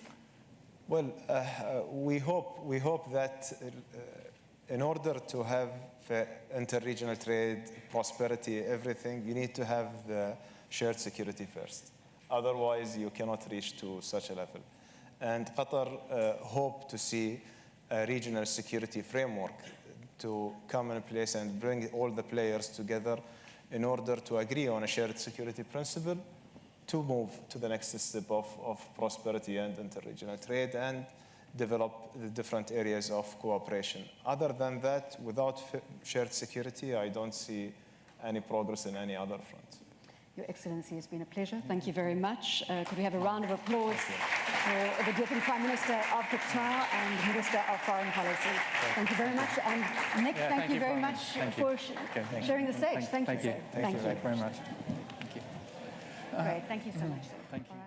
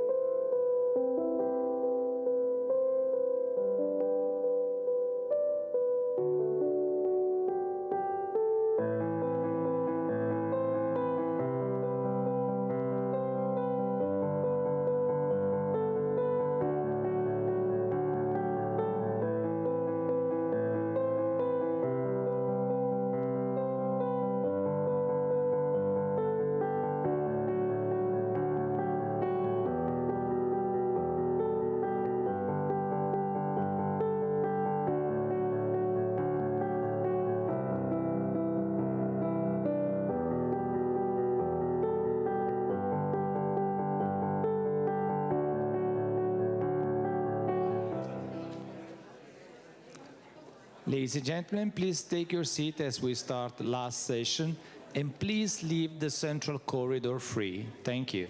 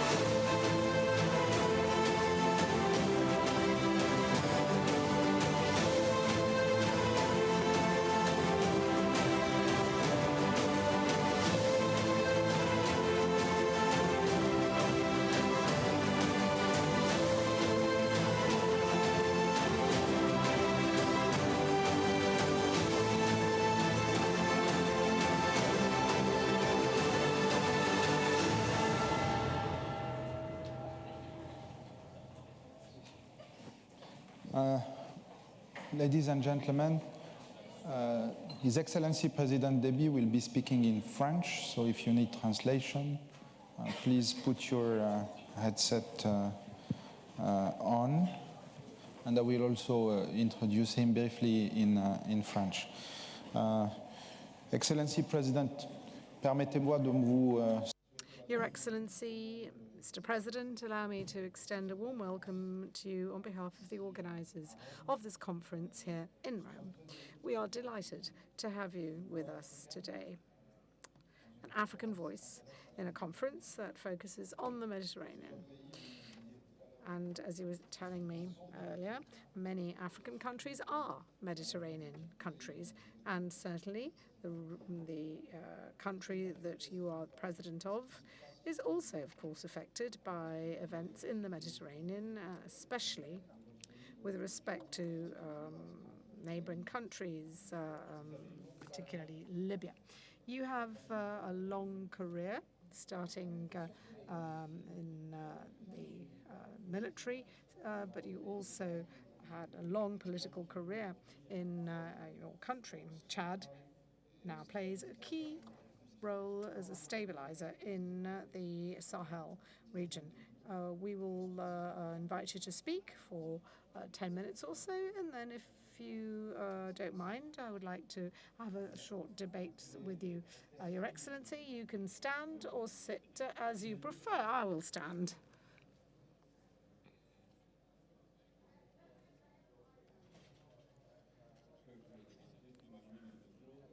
And I appreciate the technicians' swift, let's say, action to make sure the microphone was ready.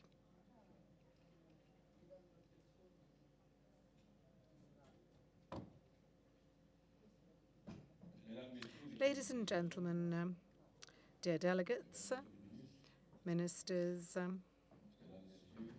ladies and gentlemen, organisers of the forum, distinguished guests, ladies and gentlemen.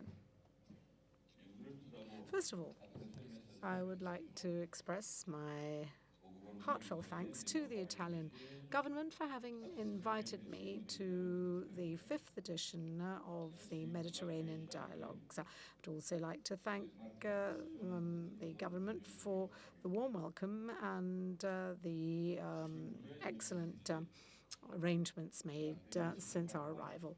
I would like to stress that this is a fundamental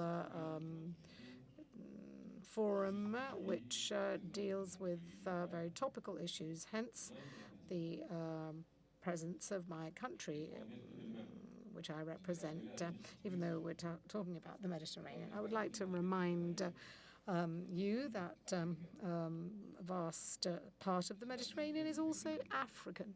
Ladies and gentlemen, distinguished guests, our societies are increasingly interconnected thanks to new technologies and to the revolution in transport. And we're faced with extremely challenging issues which an individual country or even a region cannot tackle effectively alone. We believe that there are indeed a range of challenges, and Chad and the Sahel as a whole have to face these challenges, which I would like to focus on. These challenges, as we know, have an impact that extends beyond the Sahel, to mention but a few. We're witnessing persistent crises and conflicts, poverty, terrorism, transnational organized crime,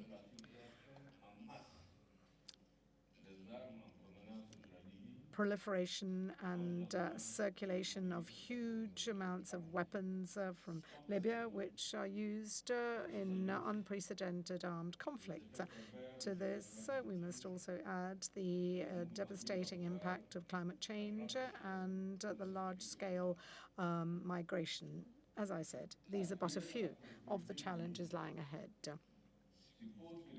To achieve common prosperity, we need to join forces to address social economic development. And development, as we know, is closely intertwined with peace and stability. Therefore, we have worked tirelessly to contribute to the solution of the many crises in the Central African Republic, in Sudan and Libya. It is our duty as neighbors to attempt to tackle these tensions, because we know that there can be threats to security, pressure on natural resources, and we know that there are huge economic impacts that are suffered. Unfortunately, the spread of terrorism and these long-lasting crises have projected Chad and the Sahel as a general in a state of widespread insecurity, and the consequences are indeed seen way beyond the African continent. We know that the threats that persist in the Sahel call for regional and international cooperation that must be more reactive and better supported, taking into account the cross-cutting nature of these risks that can spread to Europe and to the rest of the world.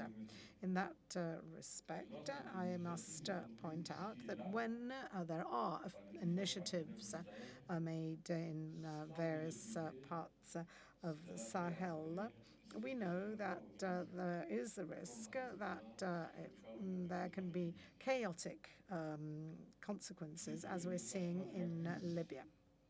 Since the beginning of the Libyan crisis, consequences in the Sahel have been huge, such as the spread of terrorism. My country, Chad, has paid and continues to pay a very high price in the fight against this scourge. There are hundreds of combatants outside our national territory, and 32% of our limited budget is allocated to security forces. All of the 5 countries in the Sahel allocate more than 20% of their respective budgets for security at a sub-regional level, despite the limited means available.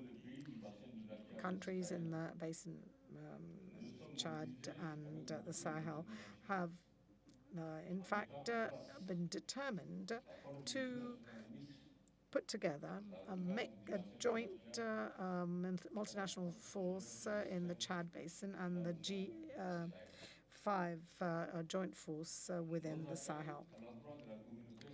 We appeal to the international community in order to obtain financial resources for this force. We know that many promises have been made here and there at international conferences to raise funds, but nothing has come of this.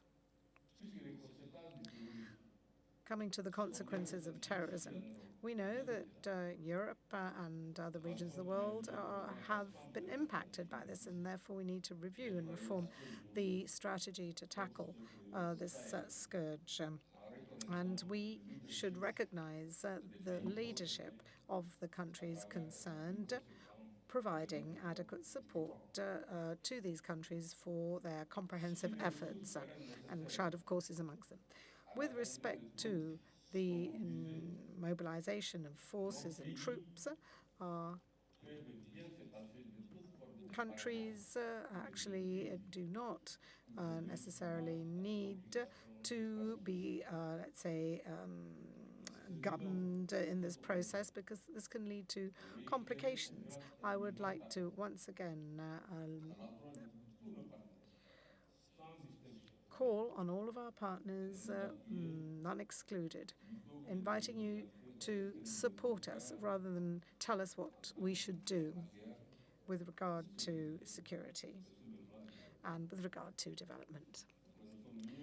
We know better than anybody else what our reality is like, what our needs are, and therefore we can act accordingly in the face of the threats that are looming ahead. It is also necessary to stress that the support of the international community actually is not, let's say, enough with respect to addressing these challenges. We, of course, are fully liable and responsible for tackling this. And beyond, let's say, the responsibilities and the pooling of resources within the framework of the joint forces, the commitments taken by the members of the West African organization aims to mobilize $1 billion. And this was decided in Ouagadougou on the 14th of September during the last summit. And this is a tangible sign of a very firm collective commitment. With respect to this issue, we are hoping to see new dialogue between the members of the Sahel region and Europe, and especially the Mediterranean countries, with a view to exploring really effective and mutually beneficial forms of partnership. We are in the best position to evaluate our needs and to tackle these problems, eliminating the root causes. Ladies and gentlemen, distinguished guests, as you know, there is a direct link between the development of terrorism in the Sahel and the Libyan crisis, the consequences of which are truly tragic for the region. I would like to remind you that the fight against terrorism in the Sahel requires that the Libyan crisis be solved. The state of chaos in this country has been and continues to be the main source of destabilization in the Sahel as a whole. Consequently, the fight against terrorism in the Sahel must go hand in hand with the fight against terrorism in the region as a whole. Furthermore, huge, targeted efforts must be made to bring to an end this crisis that has been so long-lived. Of course, I'm referring to the crisis in Libya. We mustn't have our own agendas. We mustn't seek our own good, but we must develop a comprehensive dialogue with all of the stakeholders in Libya. No effort should be spared. And this is why we're hoping to see a synergy of initiatives of all of the facilitators with a particular focus on the role of the African Union. Violence is not the solution to overcoming a crisis. We want to bring this violence to an end, and therefore external contradictory influences on Libya must cease so that a solution can be found. The tragedy that the Libyans are suffering is unacceptable. And as a neighboring country, we are impacted by this crisis, and this too has become unbearable.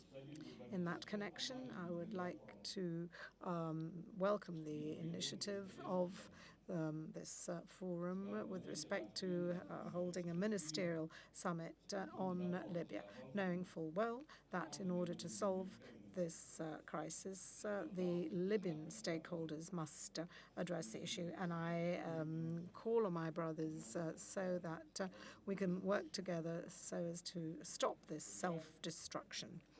Chad, now, as in the past, is prepared to make its contribution to the inter-Libyan dialogue with the aim of achieving lasting peace in this country.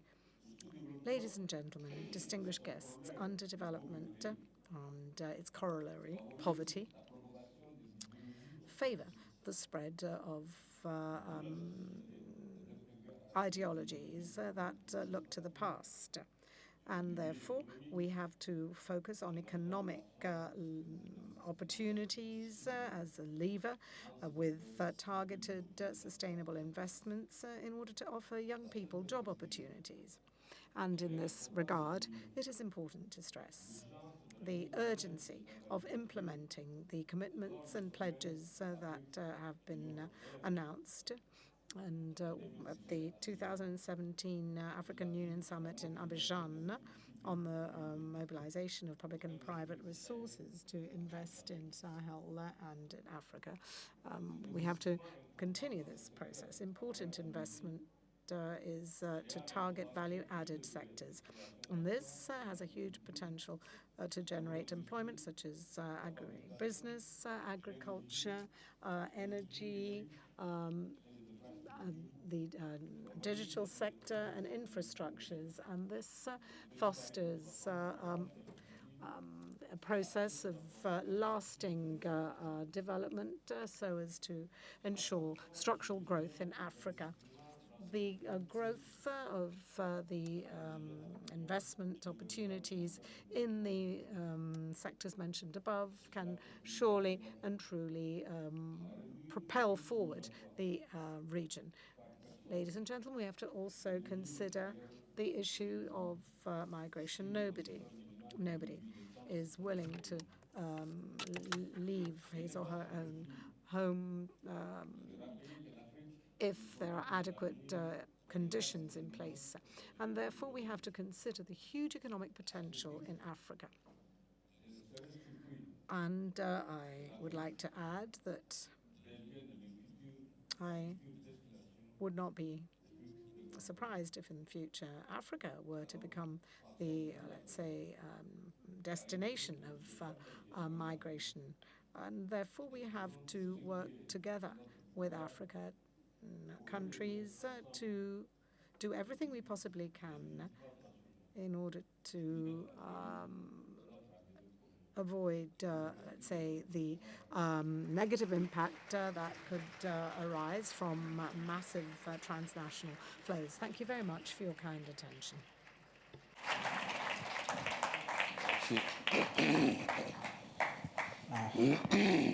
Monsieur le Président, merci beaucoup. Thank you very much, Mr. President, and thank you for having accepted to answer a few questions. Your country obviously has a central role, starting from the Kingdom of Kanem and Borno, and you're very familiar with the Sahel. So what is your view as to the security scenario? And particularly, I would like to ask you about the ethnic issues and in the Sahel and the terrorist movements and how they can interact. And I would also like to ask you to comment on this, let's say, spread of terrorism across the Mediterranean all the way to the Atlantic. So would you say that the situation has worsened over the last few months? Thank you for this question, my dear Karim. Now, we know that there were states during other eras before colonization, the Kingdom of Ondai, which was founded in the 11th century. that of Sharif Bavnou, that of Kerem Bornou. These were states which already pre-existed. Obviously, I would like to remind you that colonization has in fact destroyed a number of pre-existing structures, and this is no secret. Fragmentation of the African continent into tiny, non-viable and reliable states is not the work of Africans. It is the result of Europe's colonialism. And on top of this, we have to consider the current situation in the Sahel. And this does not come as a surprise, because we know that destroying Libya is something that was also an issue, because there were more than 5 million Africans who worked in Libya. The destruction of Libya has awful consequences, not just on Libya, but also on all neighboring countries, especially countries in the south of the Sahara. And this is something we'd warned against. Nobody actually understood, and I was told I was an envoy of Gaddafi's. No head of state can be considered anybody else's envoy, and it wasn't clear that we were right in predicting these dreadful consequences. Before the destruction of Libya, we had seen no terrorism nor presence of weapons or human trafficking or drug trafficking. This all happened after the destruction of Libya. Currently, I can be more optimistic in certain cases, but optimism unfortunately tends to be short-lived. Pessimism tends to prevail, and we have to consider what has been said about Libya in Europe or elsewhere in the United Nations, and Libya, as a consequence, has plunged into terrible situation that has been traumatic, and this has meant that the Libyans have suffered, as have our populations. My dear Karim, I would like to add that every day that goes by, we lose, in fact, in Mali, in Niger, in Burkina Faso, in Nigeria, Cameroon. Every day that goes by, we suffer loss of our forces and civilians. There are many casualties. And we take the case of Lake Chad. Before the crisis in Libya, there were 30 million people who directly depended on this, and indirectly there were several 100,000. Today, out of the 30 million people who lived along the Chad Lake, have either become internally displaced persons or they've become refugees. Therefore, this is a real tragedy, a tragedy that we are witnessing. And at times, nobody even talks about it. There is total silence. The international community, as far as I can see, currently has not, in fact, indicated that there is the possibility for peace and stability to prevail in Libya. Libya is a great African country. It is an extremely rich country. And there are many agendas that weigh on Libya. They are as numerous as the different stakeholders. Let us not forget the United Nations Security Council's embargo on weapons.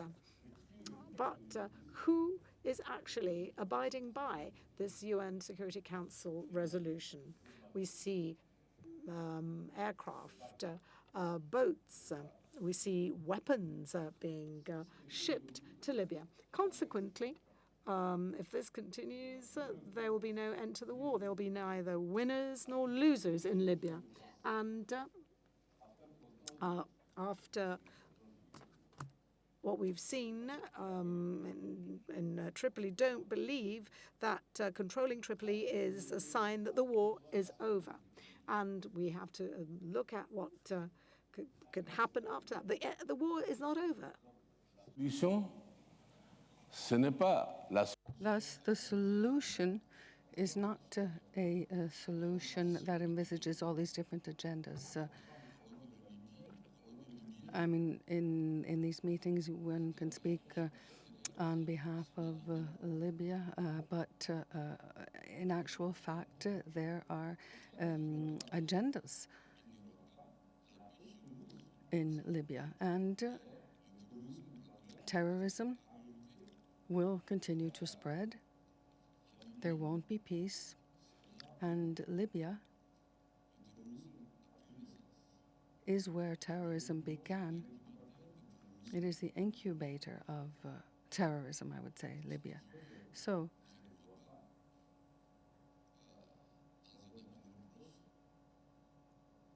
in the near future, I don't see an alternative solution to the one that we are currently experiencing. Our people, our soldiers, in the Sahel region.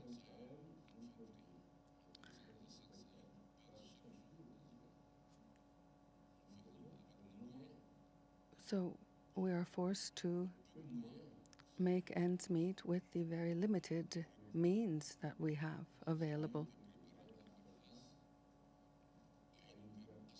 We were not prepared for an asymmetric war that was waged by these actors on the ground.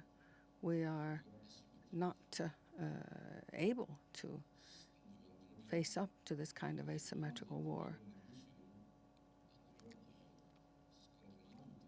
So we are asking to the international community at large to tackle the issue of terrorism.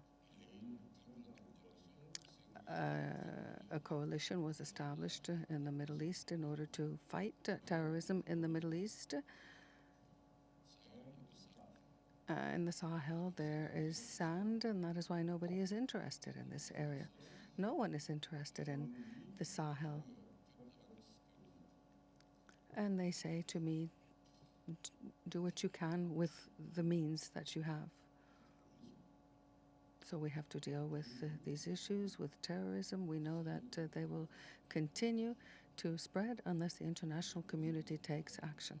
Terrorism will not only be in the Sahel, but it will spread to the African forest, and it will be even more difficult to fight it there. And that is what I see for the future. Another question, Mr. President. What do you think we might consider the main parameters which can be followed in order to overcome the crisis? We know that the situations are difficult in Libya and in the Sahel, and of course migration is an important challenge here for European countries. Of course, in Europe, there is great interest in governing the situation. So what do you think the main focus might be? What can possibly be done in order to overcome these crises? Well, migration, of course, is a consequence of the destruction of Libya. I don't think there are any magic solutions, nor